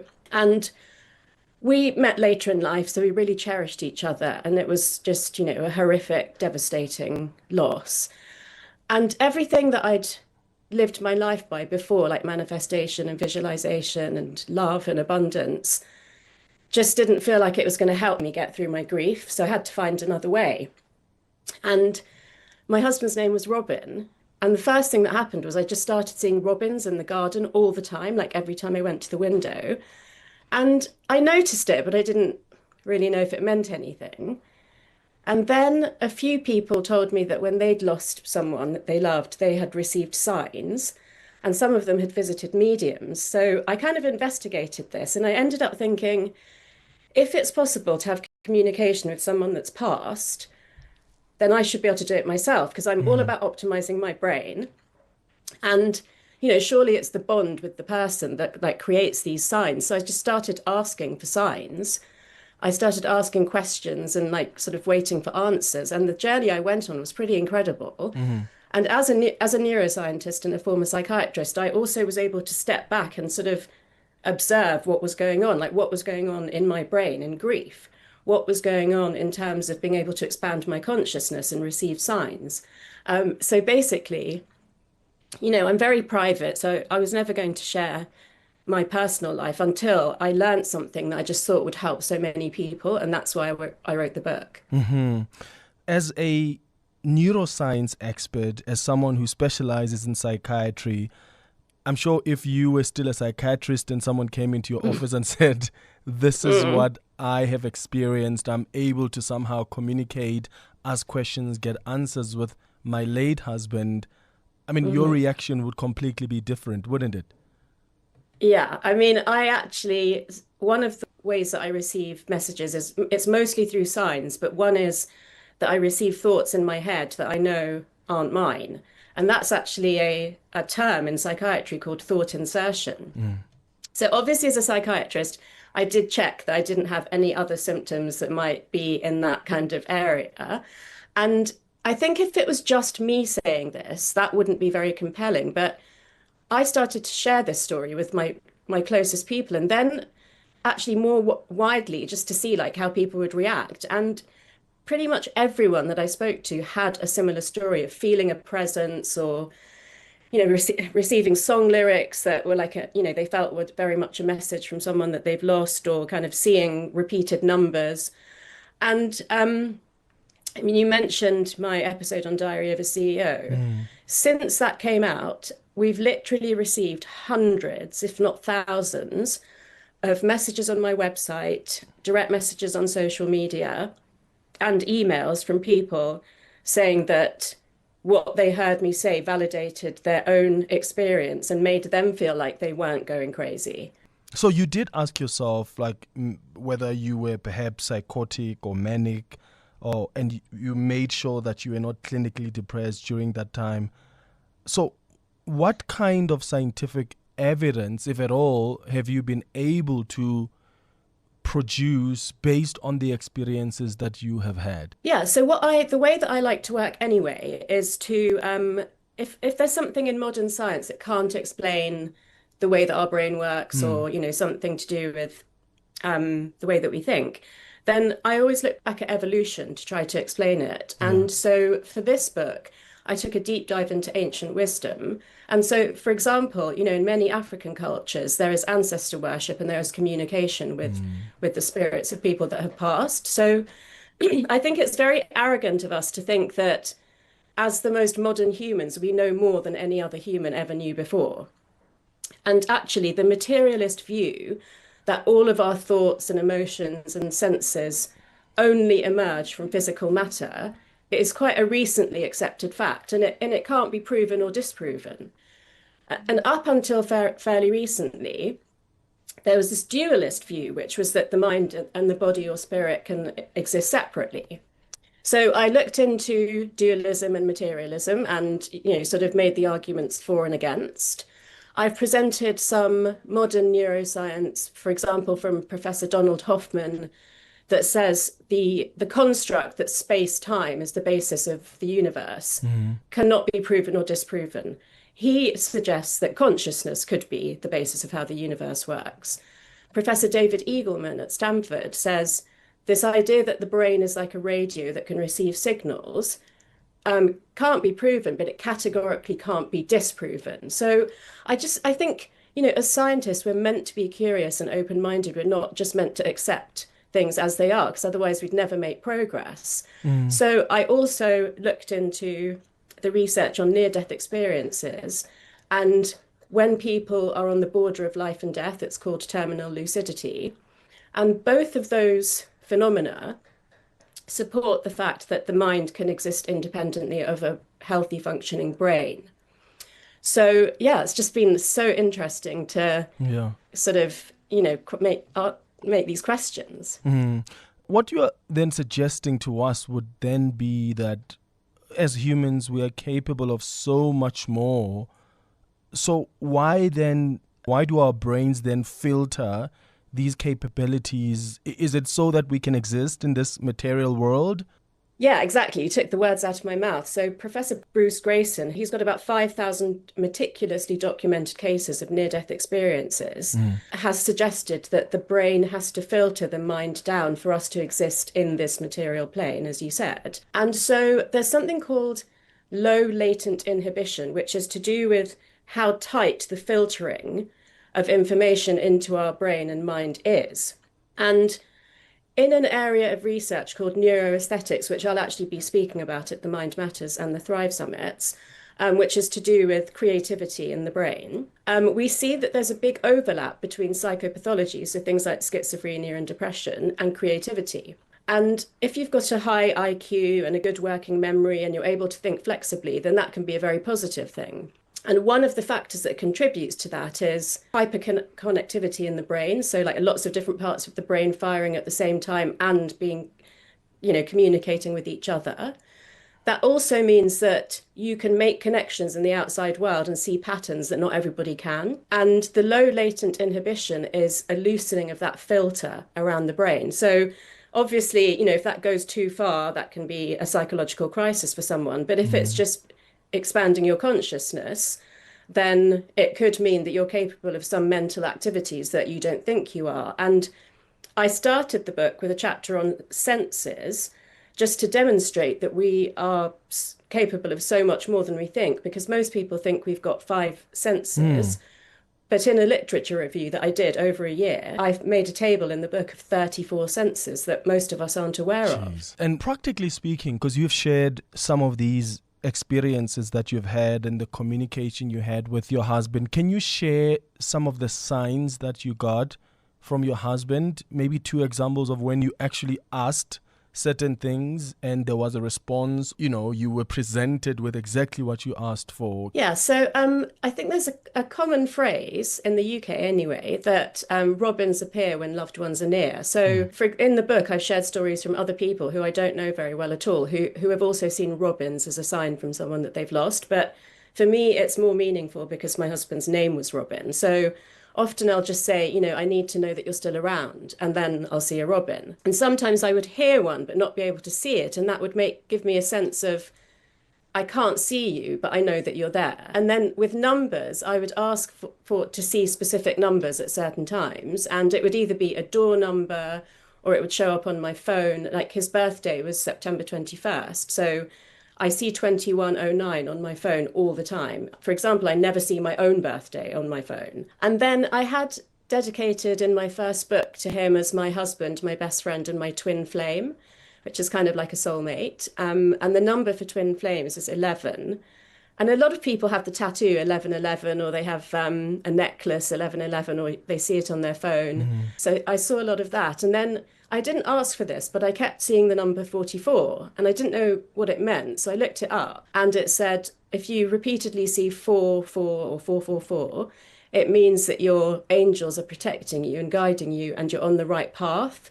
So, for me, navigating grief, it was hard to know, if I was on the right path, if it would ever end, if it would ever get better, if I was doing the right things. So that really helped. And then I've had some absolutely extraordinary times where his initials RB or the letters RBN have shown up on a car registration plate. Or what do you say to someone who argues, well, maybe those are just coincidences? Yeah, I mean, if we look at the research of Carl Jung, the psychologist, he said that there are some coincidences that can't be written off as coincidence, and they're synchronicities or serendipities.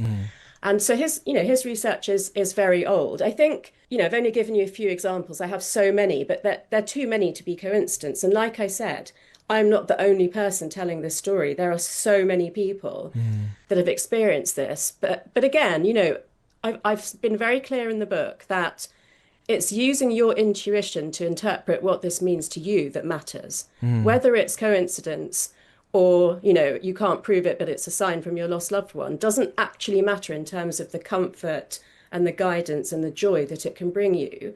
So it's a decision about how you live your life. You can choose to filter those things out and carry on, existing very much in the material plane, or you can cultivate your art of noticing things like beauty in nature or architecture, and then just see what else comes to you and see what you think it means and whether that's the way you choose to live your life. So fascinating. So you can listen to that full interview with Dr. Tara Swart on Prime Media Plus, so go check out the podcast. But yeah, this is a leading neuroscientist who says, I've got research to actually prove that it's possible for us as humans to somehow communicate with the dead or receive signs and communicate with them in some way. And as I said earlier, this is, of course, not a completely new phenomena for us, especially as Africans. There are people also who go to mediums, but I'm just interested that it's being explored at this level by neuroscientists. Let me know your thoughts, and if you are also able to receive signs from those that have departed,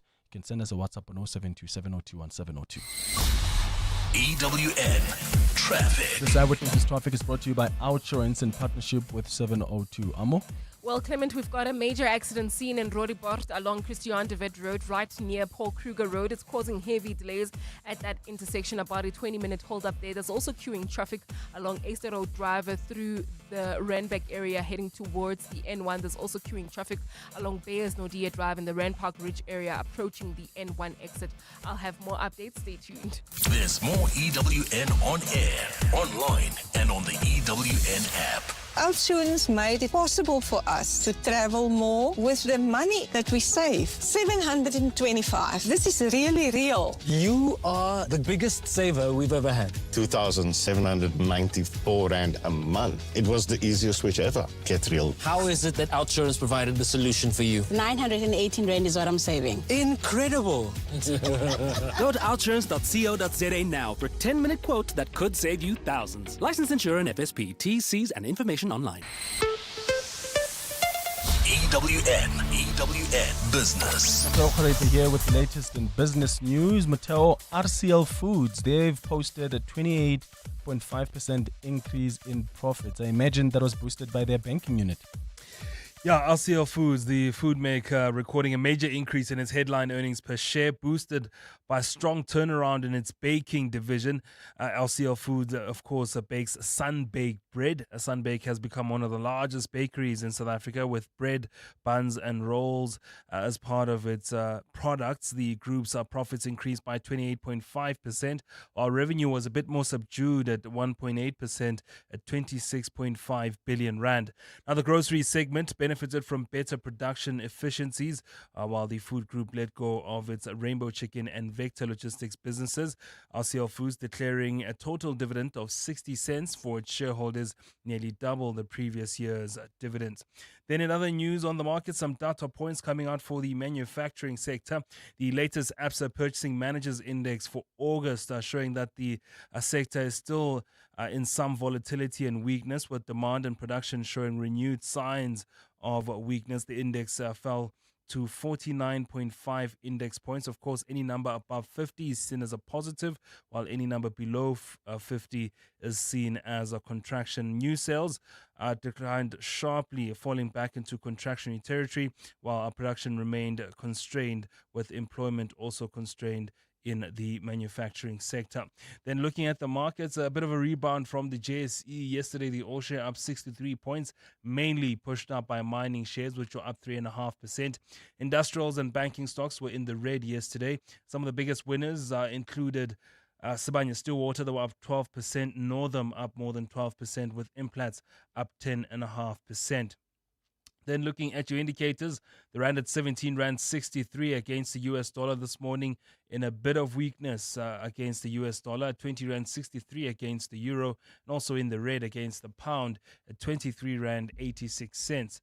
Price of gold at $3,495 an ounce. It's up 0.5% this morning, with platinum now coming to the party at $1,427. Brent crude still below that $70 mark at $68.43 a barrel.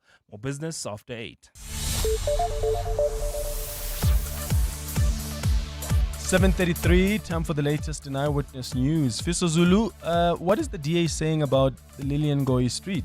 Well, Clement, good morning. The party has written to National Treasury and it is seeking an investigation into the contract awarded for the repairs of the Lilian Goy Street in the CBD. The party demanded a full breakdown of expenditure, saying it wants to ensure that no official benefited from the project. Johannesburg Mayor Dada Morero has already provided a cost report. confirming that 82 million rand has been spent so far on reconstructing the once busy route.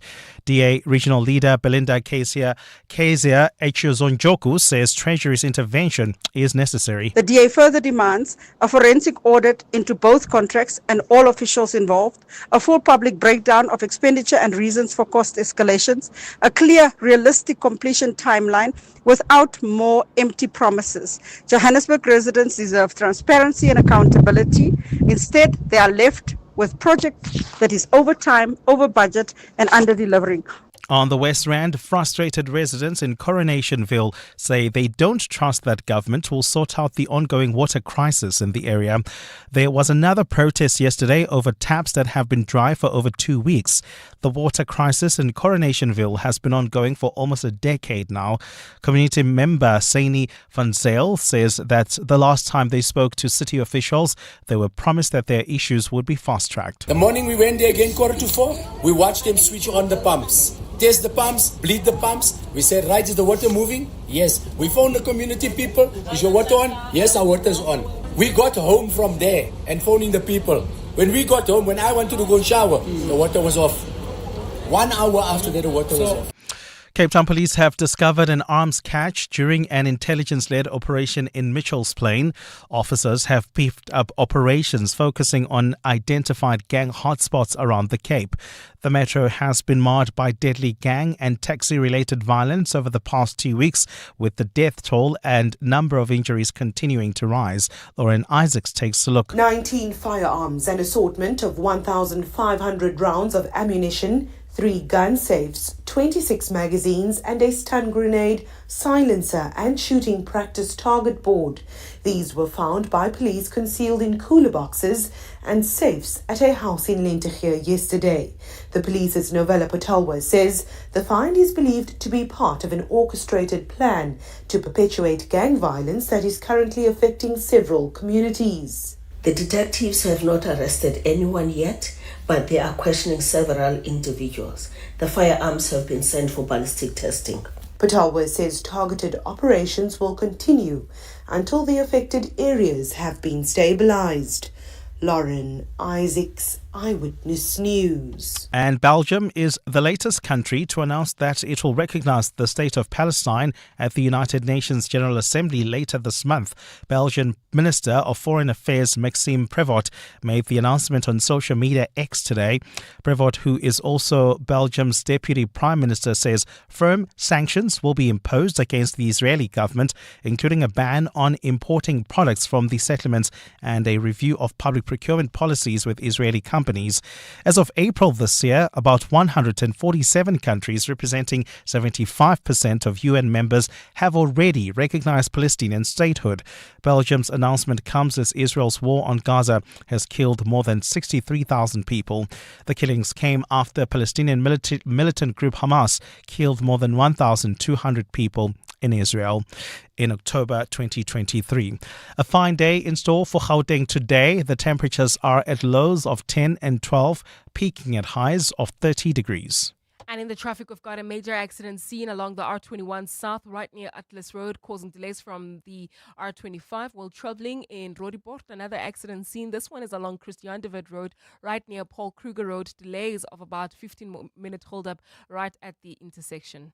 The top story of this hour, the DA in Johannesburg has written to National Treasury seeking an investigation into the contract awarded to the repairs of Lilian Goy Street.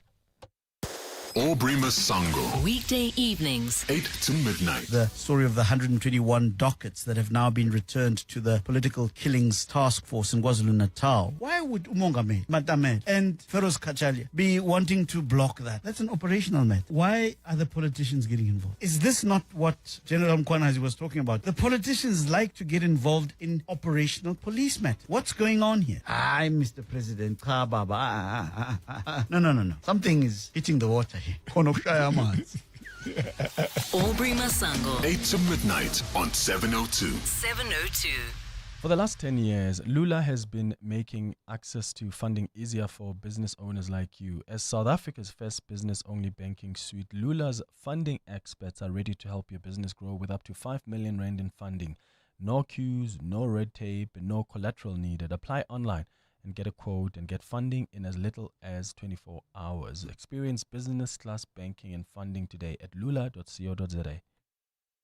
Are you living with diabetes? Tired of painful fingerstick tests? Introducing a new continuous glucose monitoring system from Abbott Laboratories. The Freestyle Libre 2 system sends glucose readings straight to your compatible smartphone with minute-by-minute glucose readings, optional glucose alarms and excellent accuracy. The Freestyle Libre system is here to support you in the management of your diabetes. For more information and where to buy your Freestyle Libre 2 sensor, visit www.freestylelibre.za.com. Now available at your local pharmacy. Your office is more than just a place to work. It's a reflection of your success. At Desk and Chair, we help you elevate your workspace with locally manufactured desks and a wide range of chairs to suit your style and budget. Our expert consultants are with you every step of the way, from planning to delivery and assembly. Visit our showroom in Midrand or shop online at deskandchair.co.za. Desk and Chair. Think, feel, work better. This is the story of our Nando's Flame Grilled Chicken, marinated for 24 hours in our unique peri-peri recipe.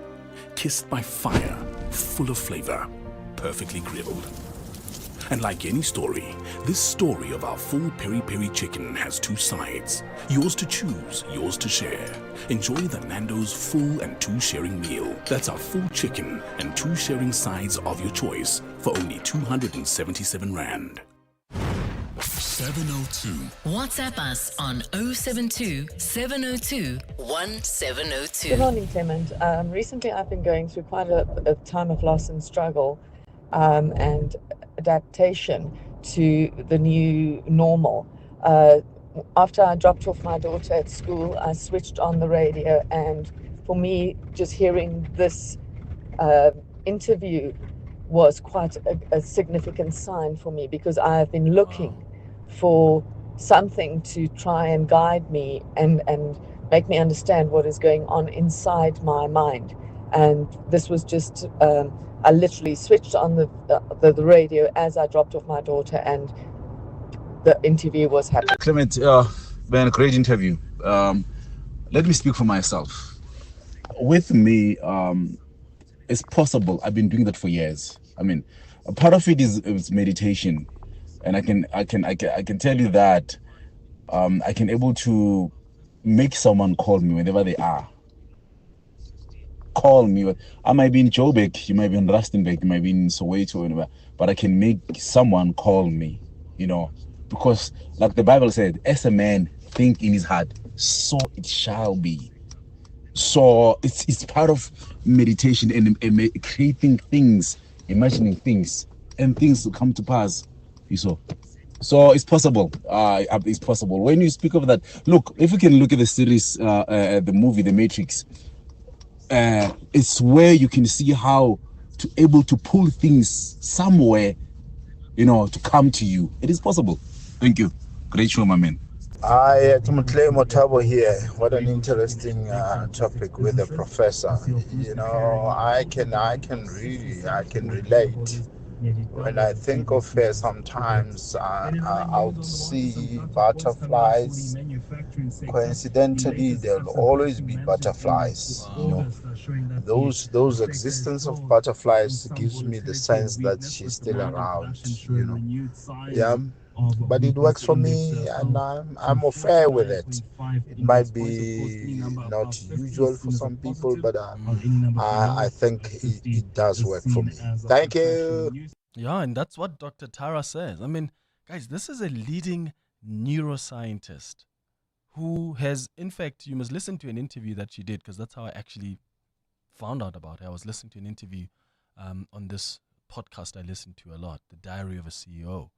And she was talking about when she was still, because she specializes in psychiatry, and she was saying there were times when people used to come and they consult with her, and she would say to them, and then the people say, yeah, but I'm seeing these things. I feel like I'm able to communicate with those that have departed.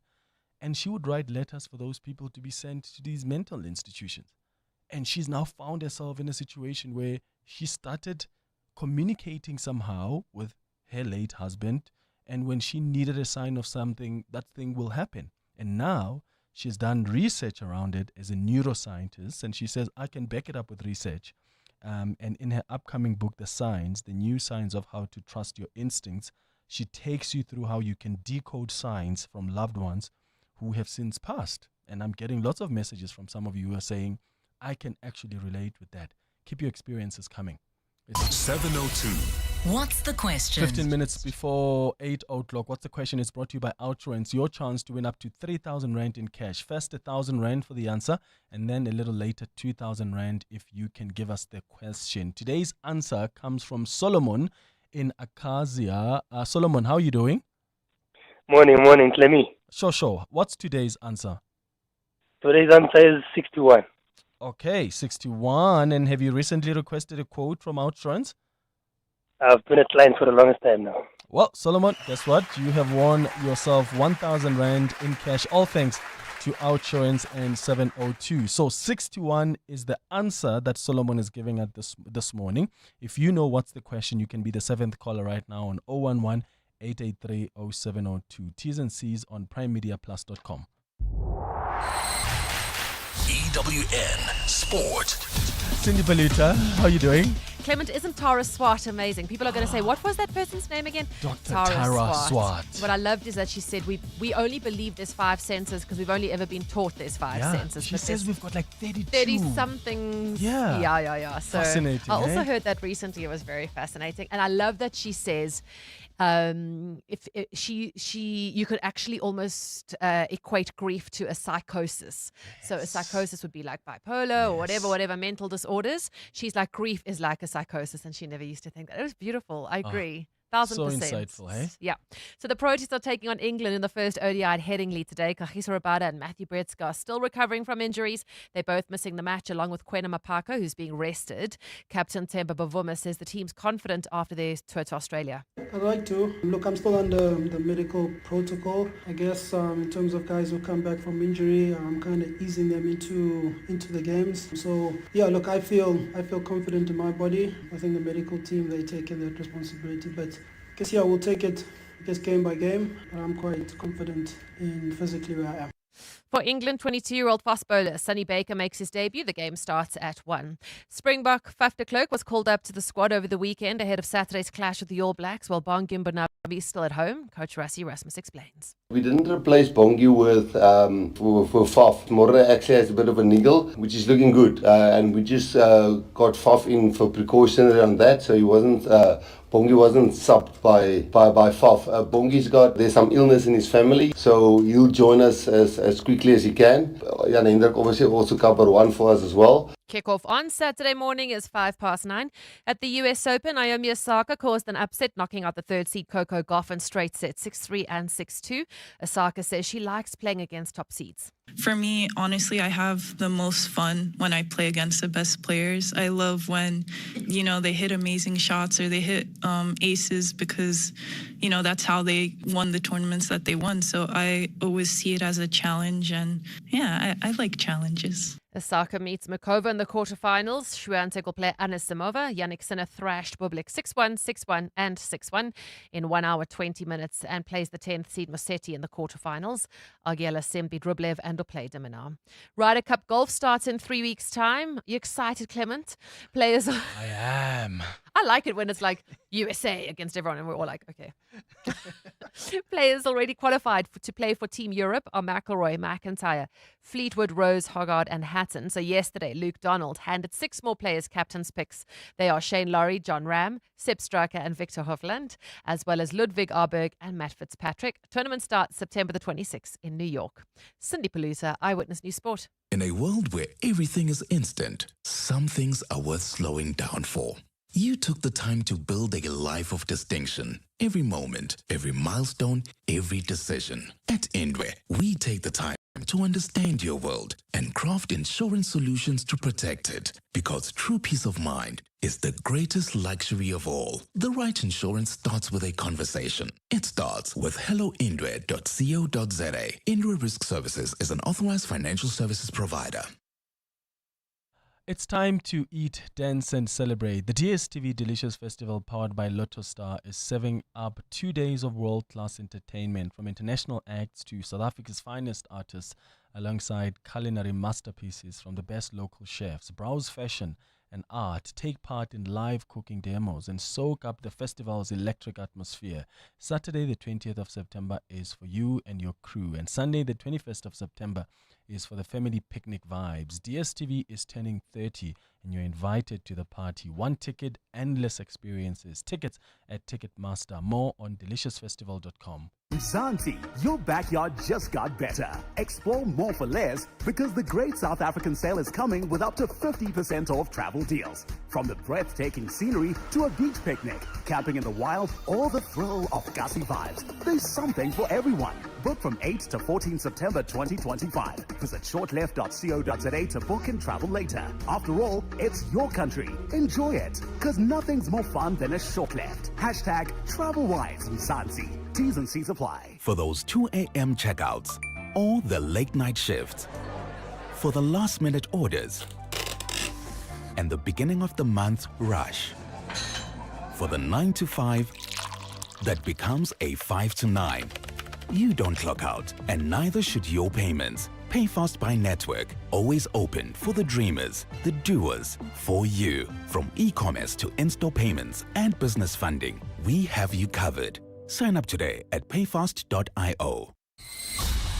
EWN Traffic. This EWN Traffic is brought to you by the new Opel Grandland. With smart tech and striking design, it's German engineering on a grand scale. Test drive one today at your nearest Opel dealer. Amu, there's some delays there in Swani. What's happening?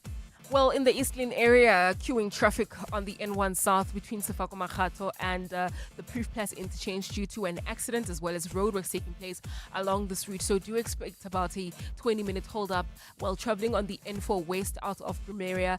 More delays between Linwood Road towards the Proof Plus interchange, and then of course on the R80 peak time delays approaching the Eskiampahlele exit, and then traveling in the morning side. This is now in the Joburg area. We've got delays approaching Bowling Avenue. This is along South Road, and that's due to an accident coming out of Rivonia Road. So please be on the lookout there, and please be patient. We'll have more updates. Stay tuned. There's more EWN on air, online, and on the EWN app. Great entrance? Forget that. Make a grand entrance. Grand! Be late, make everyone wait, and be grateful they did. Peeps be rubbernecking, staring gormlessly like deer in your 50,000 intelligent LED headlights. Grand! Make a grand entrance in the new Opel Grandland, designed and made in Germany. Achtung, baby. Grand! It's even got massage seats. Grand! Visit opel.co.za for more. 702. What's the question? 9 minutes before 8 o'clock. What is the question? We got the answer earlier from Solomon, and the answer that Solomon gave us is 61. Now, Lerato in Pretoria North, if 61 is the answer for 2,000 Rand in cash thanks to Outsurance, please tell me what's the question. The question is, what age is Keanu Reeves turning today? Well, that is indeed the question. Keanu Reeves was born on this day back in 1964, best known for iconic roles in the Matrix trilogy, but he's done a lot of work, and yeah, one of the greatest actors that have ever lived, really. Congratulations to you, Lerato. You have won yourself 2,000 Rand in cash, all thanks to Outsurance and 702. Some insurers promise savings. With Outsurance, you are guaranteed to get something out. Get a quote, and if Outsurance can't beat your car insurance premium, ask them for 500 Rand cash. Make that 1,500 Rand if you have been claim free and with the same insurer for 3 years. Savings or cash, you always get something out. Get a quick and easy quote today. Call 0860 6000 or visit outsurance.co.za. Licensed, insured, and FSP. T's and C's and information online. Meet Uminati Nyaba, a powerhouse storyteller and after-graduate who earned her Bachelor of Arts in Motion Picture cum laude. From a young age, Uminati knew that storytelling was her calling, but financial hurdles nearly dimmed her dream. That all changed when she received the Hollywood Foundation's Future is Bright bursary.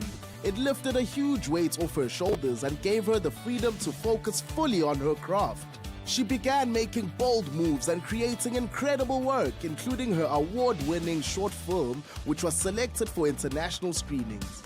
Thanks to the Hollywood Foundation, Uminati is ready to tell the stories the world needs to hear. Follow the Hollywood Foundation social pages for more stories of stars on the rise. Sizofunda sonke. PG Glass Repair, PG Glass Replace. Hi, I'm Telane. Got a tip. Our advanced repair technology fixes it fast with the best results. No insurance, we offer affordable cash deals. For quality you can trust, visit pg.co.za today. At the heart of global conversations shaping the future, Africa's voice matters more than ever. As Africa's largest bank by assets and lead sponsor of the B20 Summit, Standard Bank Group is proud to spotlight the continent's growth, partnerships, and potential on the world stage. Through informed dialogue and powerful partnerships, Standard Bank is driving sustainable growth where it matters most. Standard Bank is an authorized FSP and registered credit provider. 702 702. What's gone viral? with Kabazella. Kabazella, good morning. How are you doing? Good morning to you, Clem. I'm well, buddy. How are you? I'm all right, man. This woman who's discovered something about a razor blade for men, I must be honest, I also found out this morning, and I've been shaving for a long time. I shave every second day, and I didn't even know about this. Do you use the blades to shave, or have you got a trimmer? No, I use the blade. Oh, okay. All right. So she was chatting to her uncle, and uncle showed her the razor blades that he uses. And if you have these are probably expensive blades. These are the Gillette ones. They've got the 3 blades in the front, and then at the top it's got, and behind the blade, it's got another single blade that you can use to do some fine trimming and cutting. So she didn't know this. So let's take a listen to her, and then we'll chat about the question afterwards. So I use a men's razor, and I just learned something new that I had no idea about. My uncle was telling me, I was replacing the head, and he was like, oh yeah, I use the back of the razor. I was like, what? He was like, yeah, when I shave like this. And I was like, what? Apparently, right here is a blade. How in the world is this did just men know about this? I'm kind of scared. I'm going to shave part of my arm to see if it actually works. So she shaved her arm, and it works. It works brilliantly. So the question here this morning, Clem, I mean, you may have only discovered that now, or you may have been using it for a very long time. But a lot of women were commenting here and saying that they use male blades over women blades because they are more effective, they last longer, they do the job better, and then so many other stuff that are marketed to men, to males, that they buy. So some people say they prefer male deodorant. Some people say they prefer the body wash, face wash, and shampoo combination that you get for some of these male products. So I wanted to put that out there this morning. What is the male product that you use because it might be cheaper, it's maybe more effective, or it's just, it lasts longer? And maybe switch it around. Is there for the men out there, is there a product, a female product, or marketed to females that you use for a particular reason? Yeah, I'm interested in that. And by the way, I do use Gillette. Kabazella, and still I didn't know about that. But I'm going to when I get home. Now you know. Let us know tomorrow. Yeah, I will let you know how it works. Yeah, Jonathan Kabazella, thank you very much. 702 feedback with Siamtanda Matiso. How are you doing, Sia? I'm well, thank you. What do you have for us? Listen, many reacting to your lead this morning after 7 interview with neuroscientist and author Dr. Tara Swart. She being able to communicate with her late husband. Many people have said, listen, I've experienced the same thing, whether my loved one came through a dream or whether I see signs where I'm like, this is the only way, our secret sign, me and my late loved one. So it has been an interesting one. Quite freakish for me because I'm like, I would be so scared to see my late loved one just appearing from somewhere. Maybe in the dream, it would be much better, I'm assuming. Also, you talked or you asked the question, how easily our 702 lenders able to express that they love someone? Listen, many of them are like you. They are they find it difficult to say, I love you. They always find a way around it, much like me. I always say, love your work if we're in a work working space, or I always say something like, I'm much like you, and I'm not direct in saying I love you. No. It's either I love your work or. And your family? Maybe my mom, You but say, I'm really, I don't remember saying I love you to my sister. But I know that even though you are like me, you can't say I love you. You are very romantic. I mean, take a listen to this. What did you do? Oh my God, Sia. You say yes, or I die on that Listen. And that is Clement Schellering, guys. Very romantic, this guy. So if you want to listen to that, go and listen to the whole single on Clement Mayatela's show on Prime Media Plus. Sia, you're very naughty. You're very naughty. feedback. That's a song I wrote a while back, and I found a producer to do it, and we actually recorded it. And it was my way of Schellering. Yeah, these days apparently gents don't do that anymore. How sad. Let's walk the talk. 702. All right, coming up after the news at 8 o'clock, we're going to be taking your calls on 011-883-0702, your WhatsApps 072-702-1702, responding to all the conversations we've been having on 702 Breakfast this morning. This is EWN.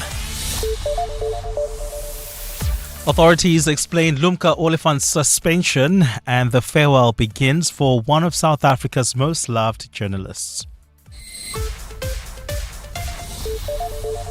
Good morning, I'm Sfiso Zulu.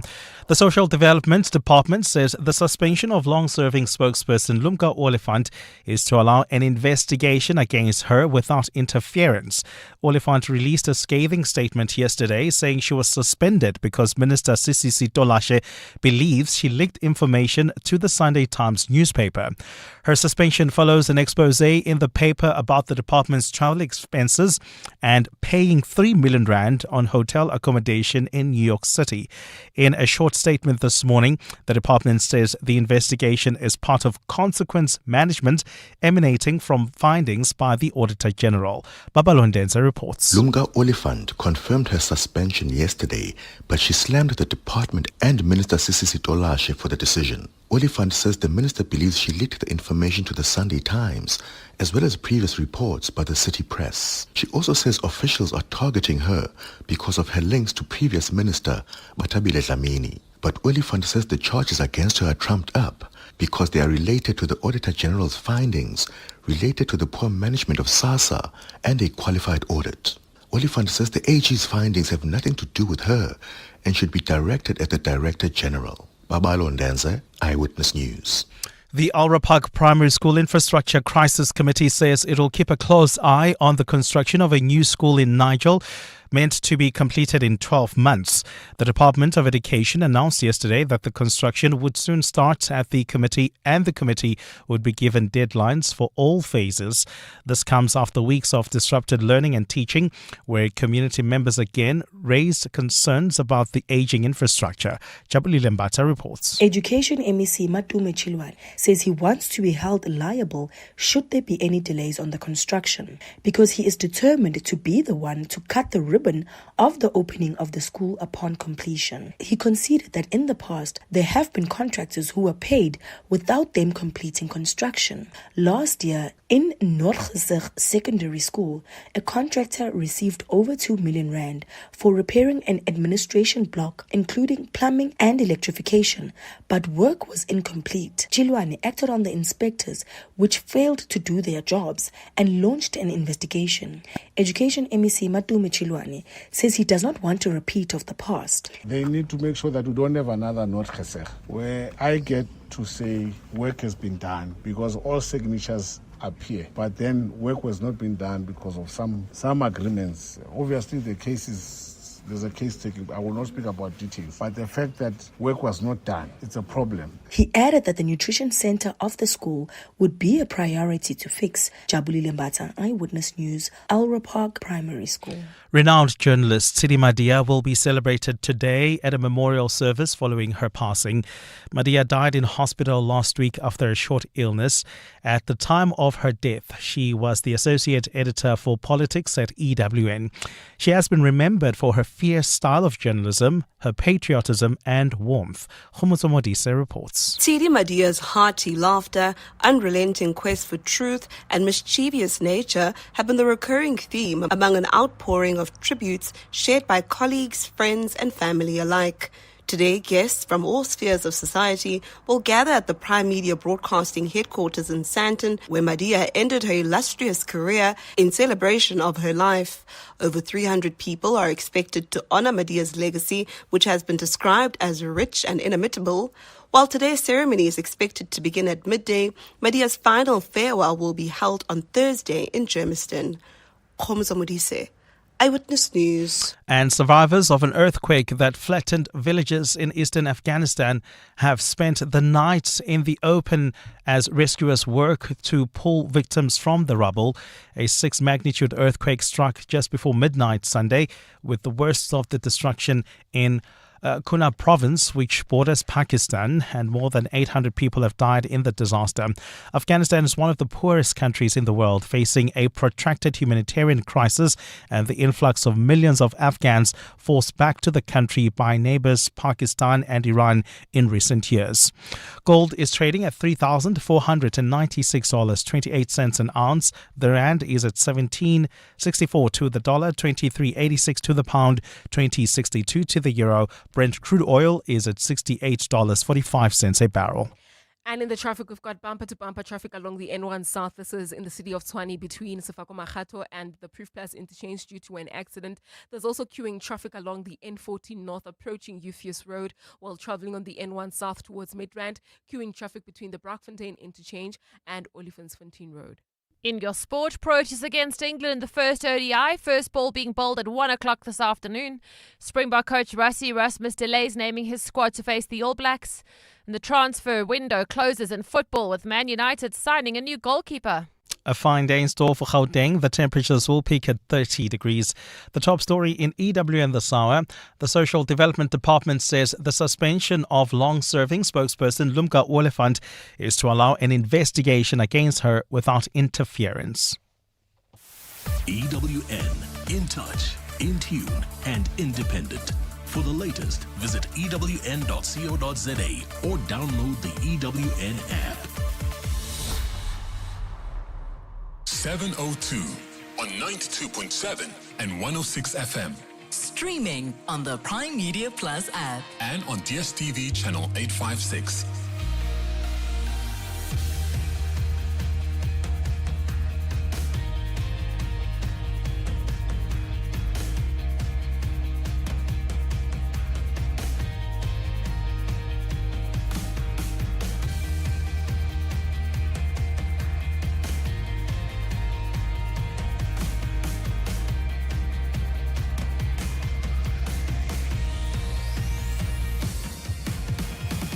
Seven minutes after 8 o'clock. Dumelang, welcome to the third and final hour of 702 Breakfast with myself, Clement Banyatela, in for Bongani Bingwa.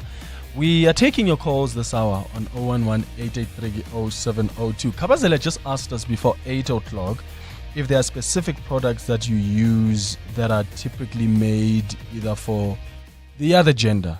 For instance, there's a woman who has discovered something about a razor blade for men, something I didn't even know. Did you know that, Mateo, that at the back of the razor blade, there's another blade there that you actually use for your skin? Yeah, it's not with all the shaving blades. It's the more modern ones that you can do. Because I use Gillette, which is more modern, you would argue. You should check it out. It probably does. It probably does, and I didn't know that. And I just found out today from this video that Kabazella was talking about. What's your experience? What are those products for you? Morning, Clement and team. The product that's used for female that I use is the running tights. The running tights. Oh my God, they're so comfortable.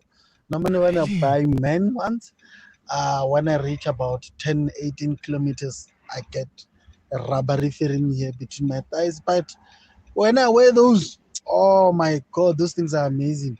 Oh my goodness. I also get a rush when I'm wearing You're an avid runner. Yes, my pants. Give us a review of the male. Well, I've been getting a rush, so that's the review. Maybe I should try the female version. because they're tights at the end of the day. I don't think you can even tell that. Yeah. At the end of the day, they're just tights. Just my mom hates it when I wear those things. When I'm back at home and I get into my long running tights and I go run. Oh, my mom hates that. Because why are you showing up at your mom's house with tights on? Because I'm running, and then my mom is like, "Hi, I'm your koga." It's like, I'm dressed to run. It's like, no, you can't leave the house like that. It's like, Mama, this is what happens in Johannesburg.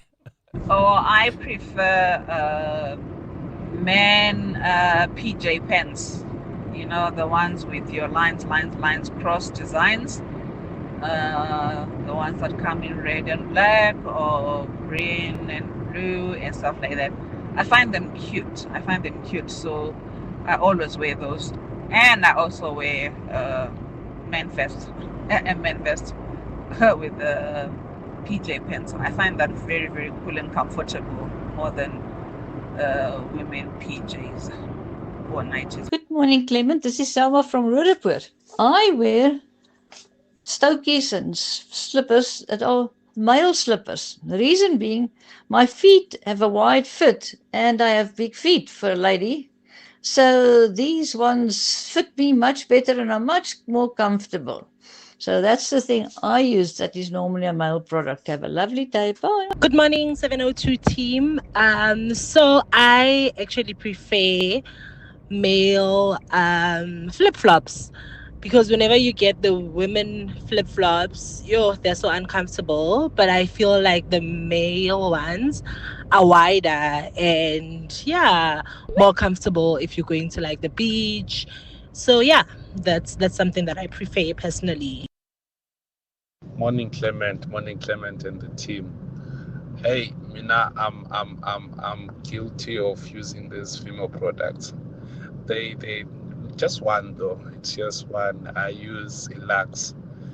There's someone I was dating, so I used his soap by mistake for some time, and I actually realized that it was better for me, for my skin actually.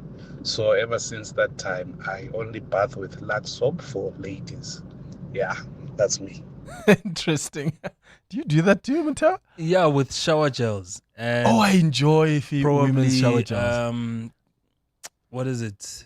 Not Vaseline, man. What is it? Lotion. Yeah, the lotion. Sorry, yes. And I feel they smell better. They're better on the skin because the male ones, they just, I don't know, they've got this funny smell that I don't like. They always make like... So you use the female lotion as well? Yeah, because... Is that you that smelled like that? I thought it was Amu. And it smells good, doesn't it? And it smells good. It does. So the shower gel, I enjoy that. I love that. It's just... It's more lush. And exactly. it's just so... It's so intimate. It's so loving. It's so caring. It feels that way. Any male products you? Soccer jerseys. I often buy male and not female. They just fit better, and I prefer the fit basically. Yeah. Yeah. Okay. Nice and loose fitting. It doesn't have to. Yeah. So I on soccer jerseys I buy male. Okay. All right. Some more WhatsApp voice notes that have come through. Join us. Let's walk the talk. This is 702. Good morning, 702 team. Thank you for the great show. You know, I was driving my son to school just now when I dropped him off. He said to me, "Mama, I love you." Oh. And I was like, huh? And he was like, "No, Mama, I'm practicing it because I was listening." And I'm like, "No, I need to start telling my mother I love you." So I love you. Guys, for the first time in 14 years, my son told me that he loves me. And thanks to you guys. Thank you so much for your great show. Oh my word, Clement. I completely understand what you mean. It is so awkward to say I love you to my mom as well. But honestly, I think it's simply because the way we were brought up, affection was just shown by giving food and being obedient. So we never verbally said I love you. Or heard I love you from our parents. But yeah, Nami, it's very awkward for me to say, "Hey, Ma, I love you." No, don't know. Much love. At least your mom gets some much love. My mom just disrespect, and that's how she knows I love her. Hi, good morning, Clement. Nora here in Heidelberg. I'm just wondering, since you are unable to say I love you, if someone says I love you to you, What do you say? Do you not say I love you too? Because I have this friend, whenever her husband says I love you, she says thank you. So I asked her, why don't you say you love him too, or don't you love him? She says, I do, but I'm just unable to say it. I'm not sure why. And mind you, they've been together for more than 20 years already. On my side, I say it and I show it. Have a great day. Bye. Good morning, Clement. It's not sad with a sachet. Clement, the problem is, hey, we don't know how to shelter these women anymore. Hey, these 2025 women, you shelter them, you are direct, they say you're treating them cheap. If you go indirect, you end up in the friend zone. So asaz not to go to Senzenjani. Hey, Clement, hey, it's tough right now being single. Maybe I should host a conference, how to shelter with Not Clement. you. Yeah, me. I'll teach you gents how to write poems. I'll teach you gents how to write songs. Yeah? But I don't think that's the issue. The issue is the manner of approach these days has now changed. You can't stop someone at a mall and say, look, can I have your number? Can we talk? It's seen as just weird. It's awkward. because of the country we live in. Yeah. Like, and women have become so cautious now. But a lot of women also don't like the fact that people propose love over WhatsApp and things like that. It's a bit impersonal Apparently these days, they don't even tell you that we're in a relationship. Like, as long as we've got each other's numbers, tomorrow I wake up, I say, good morning, That's babe. it. But you can just say, good morning, babe. Tomorrow you say, good morning, my love. We're already dating. Isn't that a talking stage? Like when you're talking when you're good morning each other, like when you're chatting, isn't that like a talking stage? Apparently that's like officially we are together. Yeah. So they don't even ask anymore, guys, that can you be my person? Eh? Yeah, Gunzema, guys. Here's a question we've also been asking you. Are you able to get signs from the people that have departed? You must listen to this conversation I had with Dr. Tara Swart, who is a leading British neuroscientist. In fact, go check out the interview she also did, because it's much longer, on Diary of a CEO.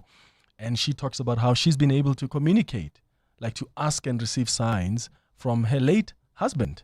And I just found it so fascinating. And she was explaining the kind of research that sort of backs up the experience that she has. And I've been asking you if you're able to get these signs as well from people that have departed. I trust you, God.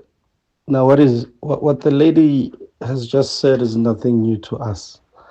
I'm glad that gradually people are embracing what we've always, most of us as Africans, been talking about. And we sounded a bit mad.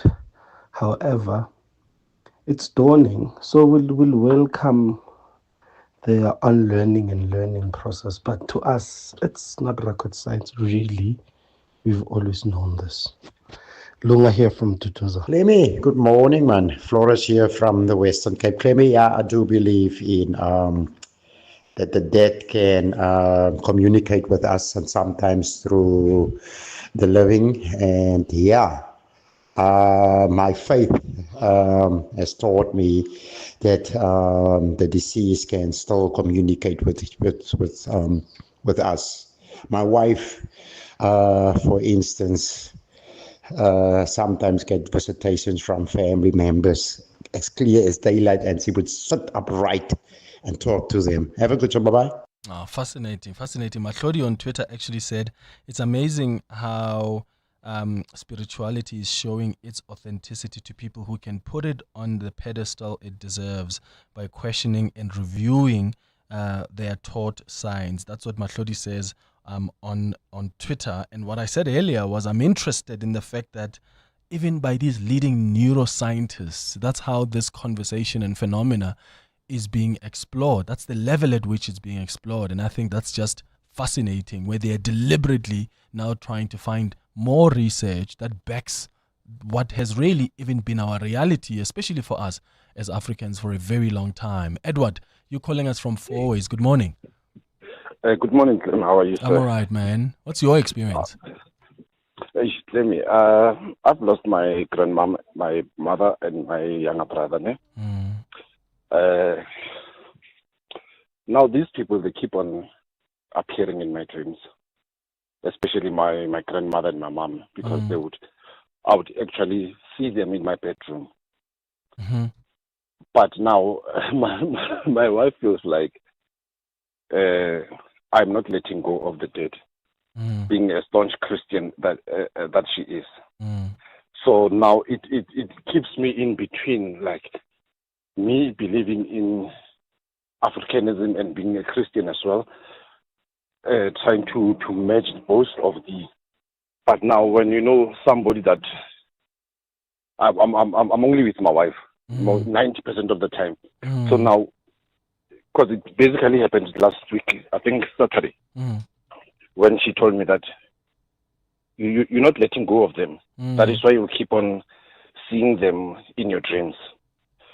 What does she think letting go actually means for you, Edward?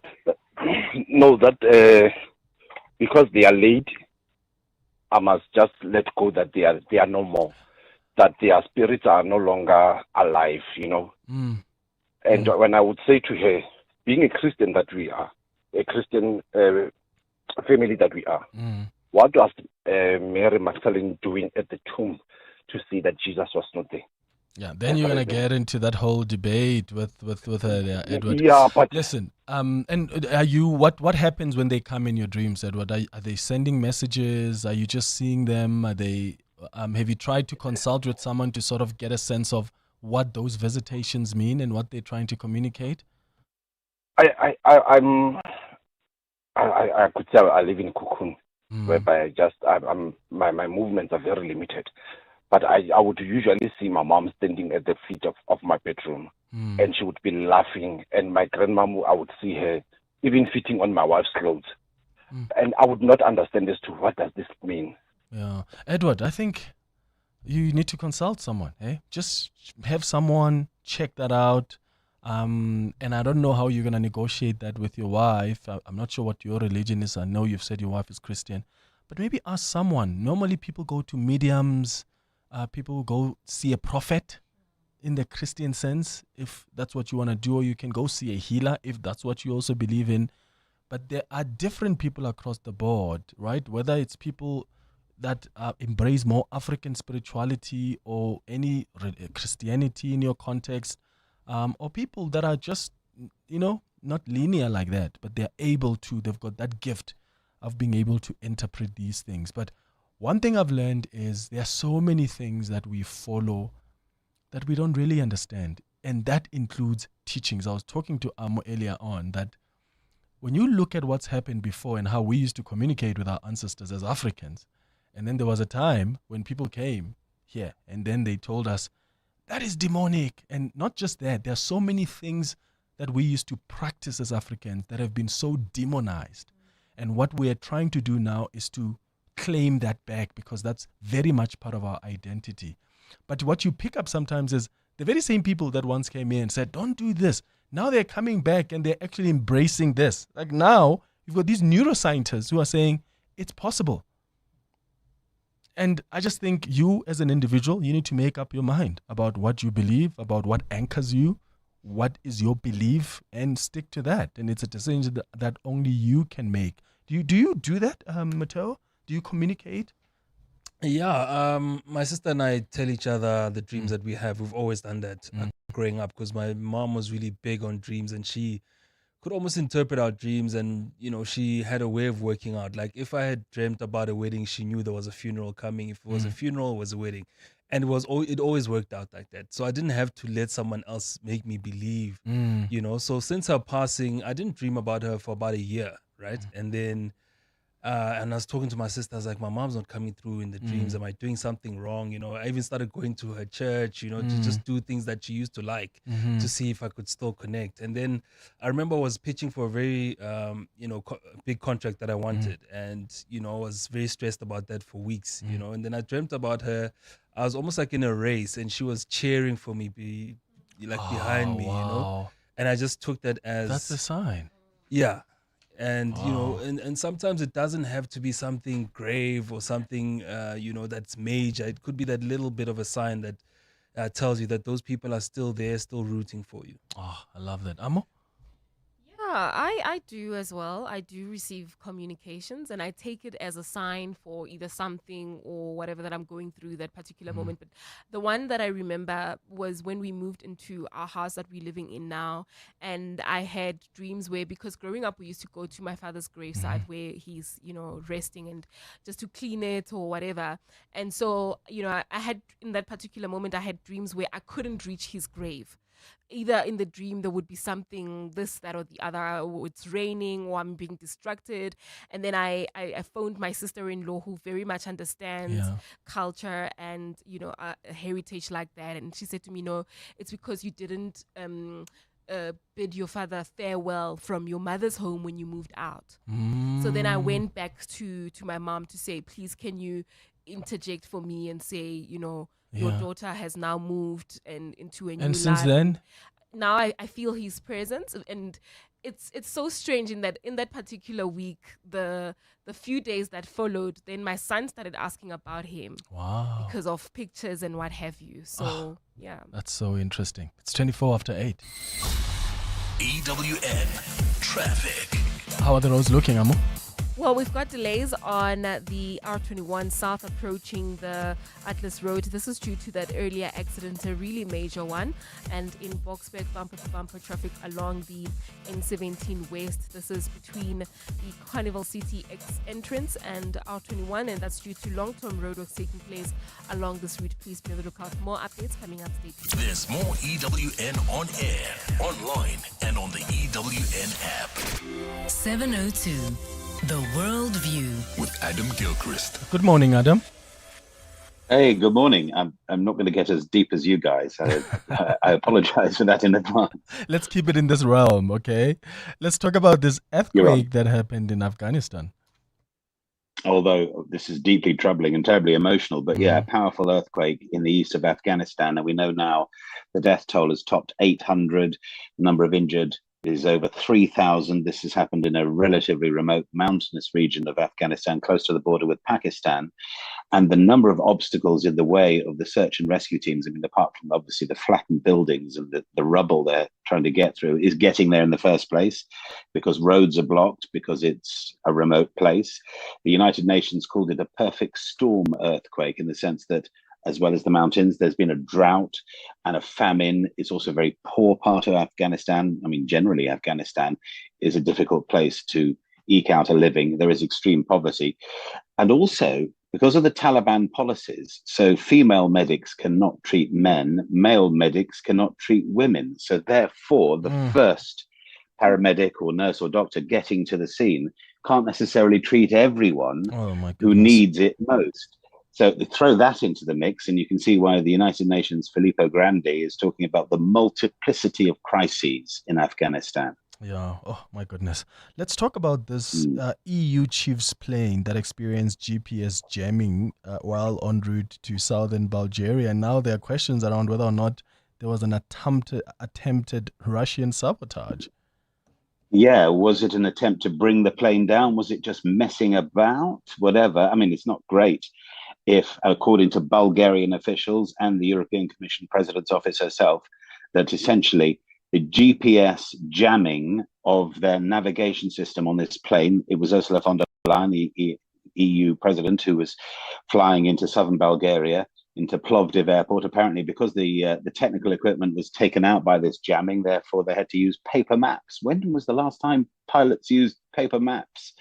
I think it's only in adventure movies, isn't it? And maybe the 1940s. Anyway, the Bulgarian government confirmed, I mean, all was well in the end, everyone's safe and sound on the ground, but that the plane's GPS navigation system was neutralized, as they put it, and no accident. We know that several RAF planes have had their equipment jammed when flying in NATO airspace, but close to Russia. So the finger points absolutely at Russia. It's a bit more than just tinkering, though, isn't it? Yeah. Seems like it's more than that. And then in the UK, the massive diamond scam. What happened there? Yeah, and it's not that we nicked some of your diamonds. It's not that one. It's a different diamond scam. This is a guy called Vashi Dominguez, the height of his fame, and we're talking 5 years ago, so not very long ago, but at the height of his fame, he was indeed on TV. He was draping jewels round TV presenters' necks. He had this very swanky store in Covent Garden in central London, full of diamonds and lovely cases and very busy looking staff. It turns out it was all fake. He might have intended to have set up a bona fide diamond business and sell to the rich and famous, which he did a little bit at the start, but ultimately his business has crashed, owing £170 million to investors. And a lot of these investors are UK, but some beyond.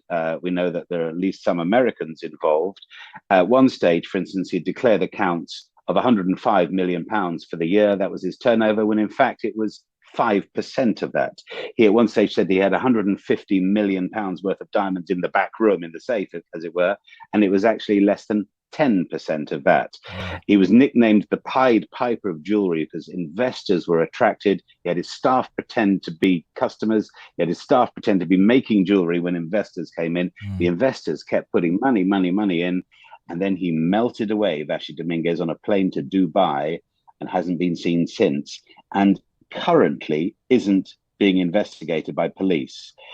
Very strange. Very strange. Adam Gilchrist, thank you. Thank you. EWN Business. Mateo, Glencore is currently considering job cuts at one of its operations. Yeah, Glencore PLC's ferrochrome venture in South Africa says it started restructuring talks that may lead to job losses in the industry. Merafe Resources, which owns a 20.5% stake in the operation, says the consultation process will focus on 2 smelters that were closed in May. At Glencore's job cuts threaten around 2,400 ferrochrome workers months after shutting down some of those plants. While South Africa's world's largest producer of chrome ore, the domestic processing industry has been hammered in recent years by electricity costs, the rising electricity costs from Eskom, and fierce competition from Chinese facilities.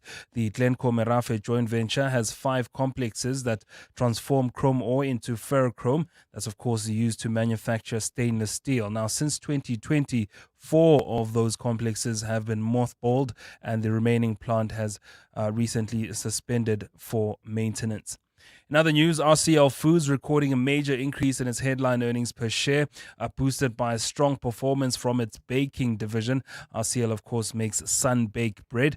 Sun-Bake has become one of the largest bakeries in South Africa, with bread, buns and rolls as some of its products. The group's profits increased by 28.5%, while revenue was a bit more subdued, up 1.8% at 26.5 billion rand. Rand at this hour still reeling against the dollar and other major currencies. 17 rand 65, weakening against the stronger dollar, at 20 rand 63 cents against the euro, and at 23 rand 87 cents against the British pound. The price of gold is up 0.5% at $3,492 an ounce, or platinum is also in the green at $1,417. Brent crude now at $68.58 a barrel. Stephen Grotes will have more this afternoon. 8:32, Sfisa Zulu has the latest in Eyewitness News. Good morning. Thanks, Clement. Good morning. The Western Cape High Court will today decide whether or not to bring down the number of legal teams in a case related to the decriminalization of sex work. 16 NGOs have made applications to argue the case, which challenges the criminalization of sex work as unconstitutional. The Sex Work Education Advocacy Task Team yesterday asked the court to minimize the amount of legal teams arguing in the case. Carlo Peterson reports. Lawyer for Swart, Isabel Goodman, yesterday asked presiding judge Andre Lagrange to exclude applicants with submissions that do not take the case further. 16 NGOs have applied to join the case as friends of the court to argue in favor of the decriminalization of sex work. Goodman argued some of the legal teams have overlapping submissions, which will delay proceedings and cost the court more resources. My Lord, we would submit that the court should, if it can, whittle down the number of amici before the court. Where it is clear that an amicus does not bring in new submissions, it should with respect exclude them. Judge Lagrange is set to make his ruling later this morning. Carlo Peterson, Eyewitness News. The DA in Johannesburg has written to National Treasury seeking an investigation into the contract awarded for the repairs of Lilian Goy Street in the CBD. The party is demanding a full breakdown of expenditure, saying it wants to ensure that no official benefited from the project. Johannesburg Mayor Dada Morero has already provided a cost report confirming that 82 million rand has been spent so far on reconstructing the once busy street. DA regional leader Belinda Kesia Echezonjoku says Treasury's intervention is necessary. The DA further demands a forensic audit into both contracts and all officials involved, a full public breakdown of expenditure and reasons for cost escalations, a clear, realistic completion timeline without more empty promises. Johannesburg residents deserve transparency and accountability. Instead, they are left with project that is over time, over budget, and under-delivering. The Alra Park Primary School Infrastructure Crisis Committee says it will keep a close eye on the construction of a new school in Nigel that's meant to be completed in 12 months. The Department of Education announced yesterday that the construction would soon start and the committee would be given deadlines for all phases. This comes after weeks of disrupted learning and teaching, where community members again raised concerns about the aging infrastructure.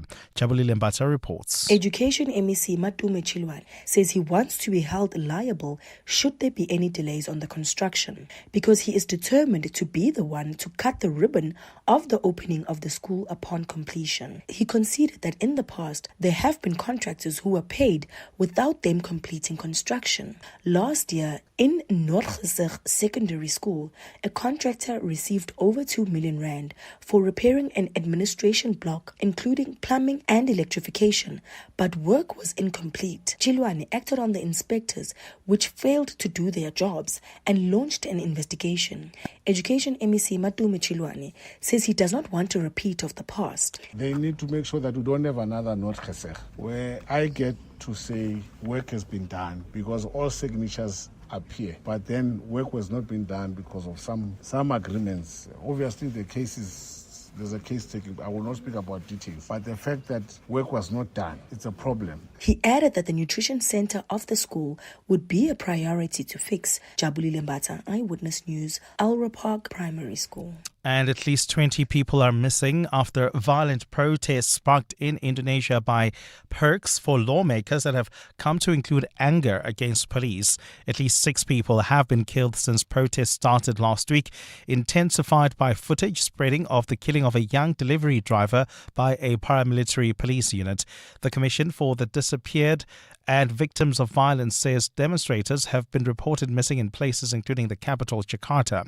The protests are the worst since ex-General Prabowo Subianto took power in Indonesia 10 months ago. A fine day in store for Gauteng. The temperatures are at lows of 10 degrees and peaking at 12, and they'll peak at highs of 30 degrees as well. And in the traffic, we've got delays on the M1 South between Marlborough Drive and Corlett Drive. There's also queuing traffic along Grayston Drive due to an accident right near the M1 turn off. And if you're traveling in the city of Tshwane, please be on the lookout for some delays along the N1 South between Sefako Makgato and the Proof Plus interchange. The top story this hour: the High Court in the Western Cape will decide today whether or not to bring down the number of legal teams in a case related to the decriminalization of sex work. The Midday Report. Weekdays 12 to 1. Joburg Mayor, what an absolute joke. We set ourselves the goal of the 1st of September to reopen the road, but we're only going to open on the 12th of September because there's still work to be done. And we think we achieved the target we set for ourselves. We think. What a bunch of clowns. These guys are straight out lying to us. Don't forget, there's a local government election coming next year, and that's why we're seeing this happening. The Midday Report with Mandy Wiener. 12 to 1 on 702. 702. Mzansi, Powerball and Powerball Plus stand at 94 million rand in total estimated jackpots this Tuesday. Don't delay. Play Powerball for an estimated 44 million rand and Powerball Plus for an estimated 50 million rand today. Buy your tickets now in-store on nationallottery.co.za, the mobile app, cell phone banking, or simply dial *120*7529# for USSD. Panda Pusha Play. Players must be 18 years or older. Play responsibly. Ituba is a proud operator of the National Lottery. You set high standards for your business, so when you apply for funding, don't settle for off-the-shelf. Get top-shelf, tailored solutions from Lula. We've built South Africa's first business-only banking suite, where our funding experts will help you access up to 5 million rand in as little as 24 hours. Fast-track your cash flow. No queues, no wait, no collateral needed. Apply today and experience business-class banking and funding at lula.co.za.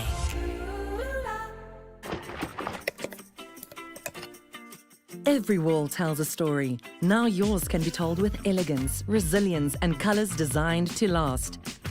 A creation rooted in heritage, perfected for today. The wait is over. The finest has arrived.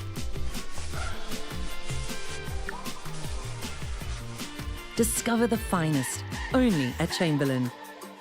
Chamberlain, famous for hardware since 1903. 702. WhatsApp us on 072 702 1702. It's Eleanor from Durban. I accidentally stumbled upon a program last night that said that 8 new schools were built in the last year in the Western Cape. 8. And they can't build one school in 18 months. The last of which was built in 17 days. A school built in 17 days. I'm sorry. It's not acceptable. I don't even have children. It's not acceptable. Morning, Clement and the team. You know, it is so exhausting to once again listen to government officials foofing and faffing. Maybe you need to ask them different questions. Would they send their kids to that school? Would their kids wait for 18 months for a school to be rebuilt? Like, would they send their kids there? Of course not. Oh my gosh, I just have to say this. There is a school that the kids can't even go to. Can Mr. Cyril Ramaphosa not take some of the millions out of his couch and just fix the school?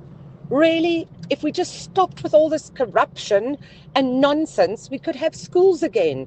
This is insanity. Take the money from the couch, buy a school, sort it out, get your act together. Where's this country going? Well, we were talking about the Alra Park Primary School in Nigel. The MEC of Education has now promised that we are going to build a new school in 18 months. They haven't been able to do it in the many years that the residents there have been calling for the school to be refurbished and have been calling for a new school to be built. And now somehow they're going to be able to do it in 18 months. I mean, you and I know that this government is not going to build a school in 18 months. I hope they surprise us. But is that even feasible? Well, that's a commitment that they made to this community. EWN Sport. The CWN Sport is brought to you by J-Call. Start here and let nothing stop you, not even traffic. Cindy Polluter, it's the Proteas up against England in the first ODI today. Yes, and it's a good one because it's a build-up to the World Cup. But today, Rabada and Bretska are recovering from injury still, so they missed the match, and Parker's workload is being managed. He's not playing as well, Captain Themba Bavuma. In terms of the team tomorrow, we do have a team. Same opening pair, Aiden and Rickleton up top, myself at 3. Tony comes in at 4. Tristan Stubbs at 5. Brevis, he's at 6.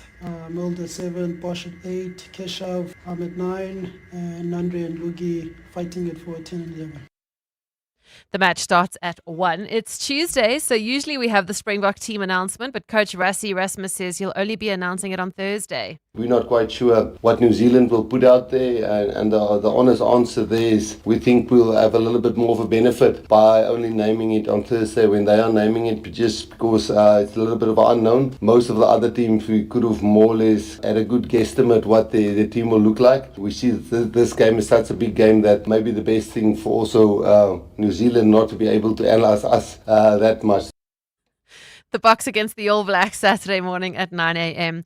Liverpool completed the signing of Alexander Isak from Newcastle for a British record transfer fee. I feel amazing. It's been a long journey, to get here. But I'm super happy to be a part of this team, this club, and everything it stands for. It's something I'm proud of, and I'm really looking forward to. The transfer window closed with Man United signing goalkeeper Sen Lamins. He's the keeper for the Belgium national team. United also let Sancho and Holland go on loan to Aston Villa and Napoli. Garnacho has gone to Chelsea. Quarter-final time at the US Open today. Pegula against Krejcikova. Sabalenka plays Vondrousova. On the men's side, Alcaraz up against Lehecka and Djokovic will play Fritz in the last game. Yesterday, two-time champion Osaka beat third seed Coco Gauff in straight sets and will play Mukova in the quarterfinals. Swiatek will play Anisimova. Yannick Sinner thrash Bublik in straight sets. He plays the 10th seed Musetti next.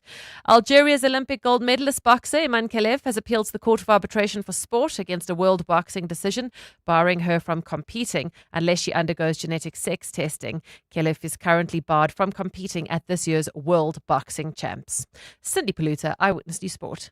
They'll tell you to wait until you're ready, until the plan is perfect, until you have it all together. But let's be real. Anyone who's done anything started without enough. They started nervous, started without a plan, until the hustle made sense. They started anyway.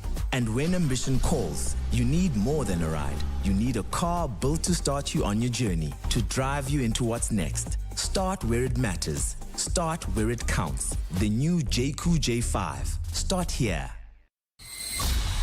EWN Traffic. 15 minutes before 9 o'clock. Amo with the last traffic update on 702 Breakfast. How are we looking on the roads? Well, in Montana Park, we still have got that accident reported on the N1 South. It's right near Sefako exit. It's causing heavy traffic volumes. Please be on the lookout there while traveling in Midrand. Another accident seen on the N1 South near Oliphantfontein Road, causing delays. There's also queuing traffic on the M1 North between Boysons and Carr Street while traveling in Boksburg. Bumper-to-bumper traffic along the N17 West between the Carnival City entrance and the R21 Rondebult Road. That's due to roadworks. We'll have more updates at the top of the hour. Stay tuned. There's more EWN on air, online, and on the EWN app. Corporates That Care promotes and encourages corporate leaders and all citizens to walk the talk for a better South Africa. Catch Corporates That Care this Wednesday at 10 to 9 featuring CIPLA. Their CEO, Paula Miller, will be in conversation with me. Join us every Wednesday as we highlight the efforts of companies and brands dedicated to building our country. Corporates That Care is a Prime Media Cares initiative with 702 and Prime Media Outdoor. 702, let's walk the talk and make a difference together. Do you know what's hiding behind colorful packaging of unhealthy food? Big food companies target children with unhealthy packaged foods that hide high levels of sugar, salt, and fat, which could lead to heart disease, diabetes, and hypertension. But the truth is hidden from consumers. Front of package warning labels are a proven solution to help consumers make informed decisions. The government must act now. We have the right to know what's in our food. Demand front of package warning labels. Sign the petition on heala.org, HEALA.org by 30 September. Business Outsurance are experts in business insurance for real estate agencies, law firms, computer services, and more.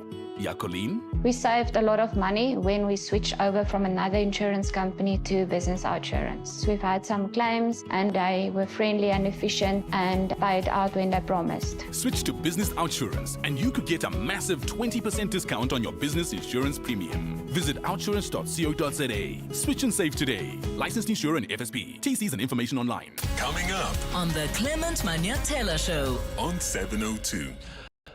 All right, 14 minutes now before 9 o'clock. Tibos is here to tell us what's coming up between 9 and 12. How are you doing, Tibos? I'm chilled. Lovely to see you again, Clem. I loved your interview with the great doctor there. Dr. Tara Swart. It was amazing, riveting stuff. We'll chat about it some other time, though. But coming up on the show between 9 and 12, of course, on the open line, we will look at what happened yesterday, the opening and not the opening of Bree Street. Have we become numb as South Africans? I mean, water flows down our streets and it's okay. Weeks and weeks on end pass. No one says anything. No one fixes the water and they become a norm. Load reduction, it becomes a norm. Now, Bree Street, it takes it 2 years to be fixed and it's a norm. No one sees anything wrong with it. Have we become numb? Have we checked out? What have we become? We'll ask that on the open line amongst other topics that we'll explore. And then, obviously, we've got such a great great feature on your show, speaking to various mayors. And today we bring it to a halt with the final one, the mayor of Midvaal, Mr. Teixeira. And we will be looking at that municipality. It seems to be an exception. It's doing very well, holding people to account and having clean audits. What is the secret to this success? And if you live in the Midvaal, please stay tuned, because that segment is all about you. Then towards the latter part of the show, harassment at a workplace, be it sexual or otherwise. You're intimidated, you're harassed, and people are pushing you around. What are your rights? Sometimes you're afraid to speak up because this is your bread and butter. But what do you do? What recourse do you have? Can you tell your boss that stop harassing me? And as a lady, as a guy, if you're sexually harassed, you're keeping it quiet because you're thinking, I need this job. But we'll explore that, all that and more between 9 and 12. All right, looking forward to the show with Pratibos. One festival, endless flavor, and 2 unforgettable days of timeless music. The DSTV Delicious International Food and Music Festival, powered by Lotto Star, returns on 20 and 21 September at Kyalami Grand Prix Circuit. On Saturday, the stage erupts with Don Toliver, Questa, and Nkabi Zezwe. Then on Sunday, experience the legendary Lauryn Hill, Wyclef Jean, Lyra, and more. The DSTV Delicious Festival, powered by Lotto Star. Tickets at Ticketmaster. Mzansi, Powerball and Powerball Plus stand at 94 million rand in total estimated jackpots this Tuesday. Don't delay. Play Powerball for an estimated 44 million rand and Powerball Plus for an estimated 50 million rand today. Buy your tickets now in-store on nationallottery.co.za, the mobile app, cell phone banking, or simply dial star 120 star 7529 hash for USSD. Panda Pusha Play. Players must be 18 years or older. Play responsibly. Ituba is the proud operator of the National Lottery. Payment solutions should run with your business wherever and whenever it happens. With PayFast by Network, you can accept payments online, in-store, or on the move with one simple, secure system. And when business picks up, our Easy Advance Funding gives you flexibility to move even faster. Always open, for every hour, for every order, for you. Sign up today at payfast.io. Payfast has partnered with TymeBank to offer funding to your business. They've stood tall, served hard, and dreamed big. Now it's time to honor the best among them. It's Gauteng's Greatest Awards with 702, powered by Yoko. Tune in on Tuesday, the 9th of September from 6 a.m. when we reveal the winners and celebrate the excellence that makes Gauteng feel like home. Because every time a business wins, the whole community shines. Gauteng's Greatest Awards with 702, powered by Yoko. Let Yoko counterfuel your business to greatness. Go to yoko.com to explore the new point-of-sale solution, saving hundreds of businesses time and money.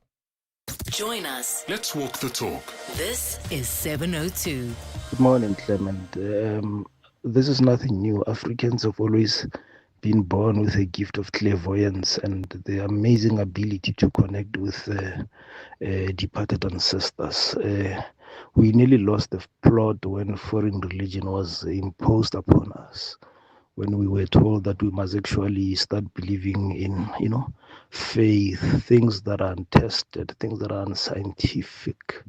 But yeah, many Africans still continue to communicate daily with their ancestors because they have resisted successfully this foreign religion, especially Christianity. I also do believe that the dead can talk to us. I'm from Limpopo. I'm telling you, each and every time when I go home, there's no way I can come back here in Joburg without going to the graveyard to clean, to talk to them. And I feel like it works for me. Thanks, man. Great show as always. Thank you for sharing your experiences. If you missed our conversation with Dr. Tara Swart, go check it out on our podcast on Prime Media Plus. But she is a leading British neuroscience expert. She specializes in psychiatry, and she was telling us that she has uncovered a way to communicate with the dead, particularly her ex-husband. And she says she has research to back it up. So we spoke to her about how grief cracked open her consciousness, and of course the shocking signs behind the signs that she has seen, the intuition and real communication with the dead. In fact, she's got a book which she's going to be launching here in South Africa, by the way, because she's going to be part of the Mind Matter Summit in Cape Town starting on the 4th of September. And her book is titled The Signs, the New Science of How to Trust Your Instincts. And it's quite phenomenal because, yes, as the listener said, this is not a new phenomena for us as Africans. There are other people, in fact, who are not even African, who used to consult mediums for the longest of time. But I'm just interested that this phenomena is being explored at this level by neuroscientists like Dr. Tara Swart. So if you missed that interview, you're interested in it, go check it out on our podcast. It's 7 now, before 9.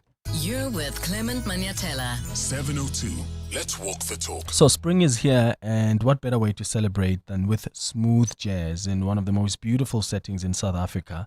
The NIROX Sculpture Park comes alive on a Sunday, the 7th of September, with jazz from all corners. It's a showcase of South Africa's finest jazz talents, from Tandi Ntuli to Lindas Kakani. Can you imagine that? Just the rolling green lawns, the incredible sculptures, and soulful music drifting through the cradle of humankind. And it's not just a concert. It's full of cultural experience, complete with curated food, art, and nature all around. Limited tickets mean that you're going to have this intimate vibe. So this is one event you certainly do not want to miss. And we've got Lloyd Anthony Smith, who's going to tell us more about this event. He's a concert producer of Spring Jazz at NIROX. Lloyd, thanks for making time for us. Good morning. Good morning, Clement. Thanks very much for having me on the show. What inspired this theme, Jazz from All Corners, for this year's NIROX Spring Jazz?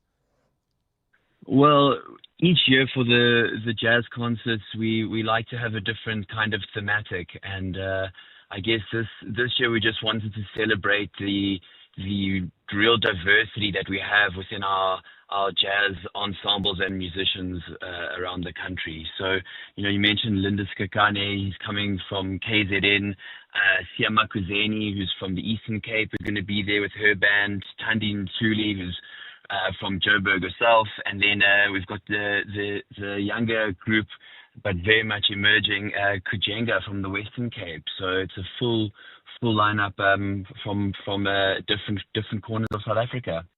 And how did you go about curating such a diverse lineup of jazz artists?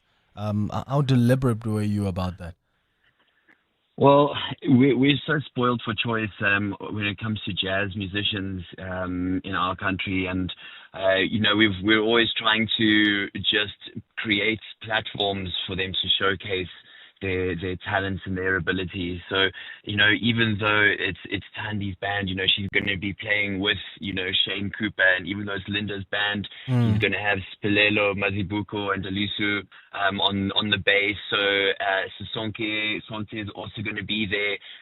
It's just this myriad of wild talent that we have here. So each year we just get to create the platform and celebrate that talent. These are incredible artists. The thing with NIROX is that it's known for blended nature and art, and I imagine this somehow helps enhance the music experience. Tell us about this villa and the Next Generation exhibition that's going to be running alongside the music. Yeah, it's a very exciting and ambitious sculpture exhibition that was opened a few months ago, and that will be running for another 2 months. And the Villa Plus is the Eduardo Villa Trust. So he has left this trust behind that also elevates up-and-coming South African sculptors. So there's works on display by Serge Lane, Tegeke, Willem Boshoff, William Kentridge, Jane Alexander. It's a really, really incredible show, and just to be in the outdoors and in the deep nature and being surrounded by contemporary artworks, contemporary jazz sounds, quality food curation, bar curation. It's just a really wonderful way to celebrate the onset of spring. And how do people come through and participate?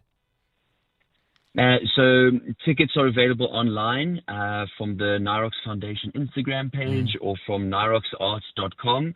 And then it's in the heart of the cradle of humankind. So it's about 40 minutes from Joburg or Pretoria, respectively, about 15 minutes from Lanseria. There are only a few tickets left over. This is our kind of cornerstone event. The Spring Jazz has been running for 14 years now. It was the first concert that NIROX launched, and it's just been the one that's, I guess the dearest to everybody's hearts. And for first-time visitors, people will be there for the first time. What's the one thing they absolutely shouldn't miss on the day? I think to come early. So gates open at 10 o'clock in the morning. The first artist is on at 11, and everything will be wrapped up by sunset. So I think for those who are coming through first time, just to come nice and early. You'll have a chance to be barefoot on the lawn if you feel like it. If you feel like wearing your Sunday best, I would recommend a sun hat, seeing as the warm weather is welcome in Kabazella as well.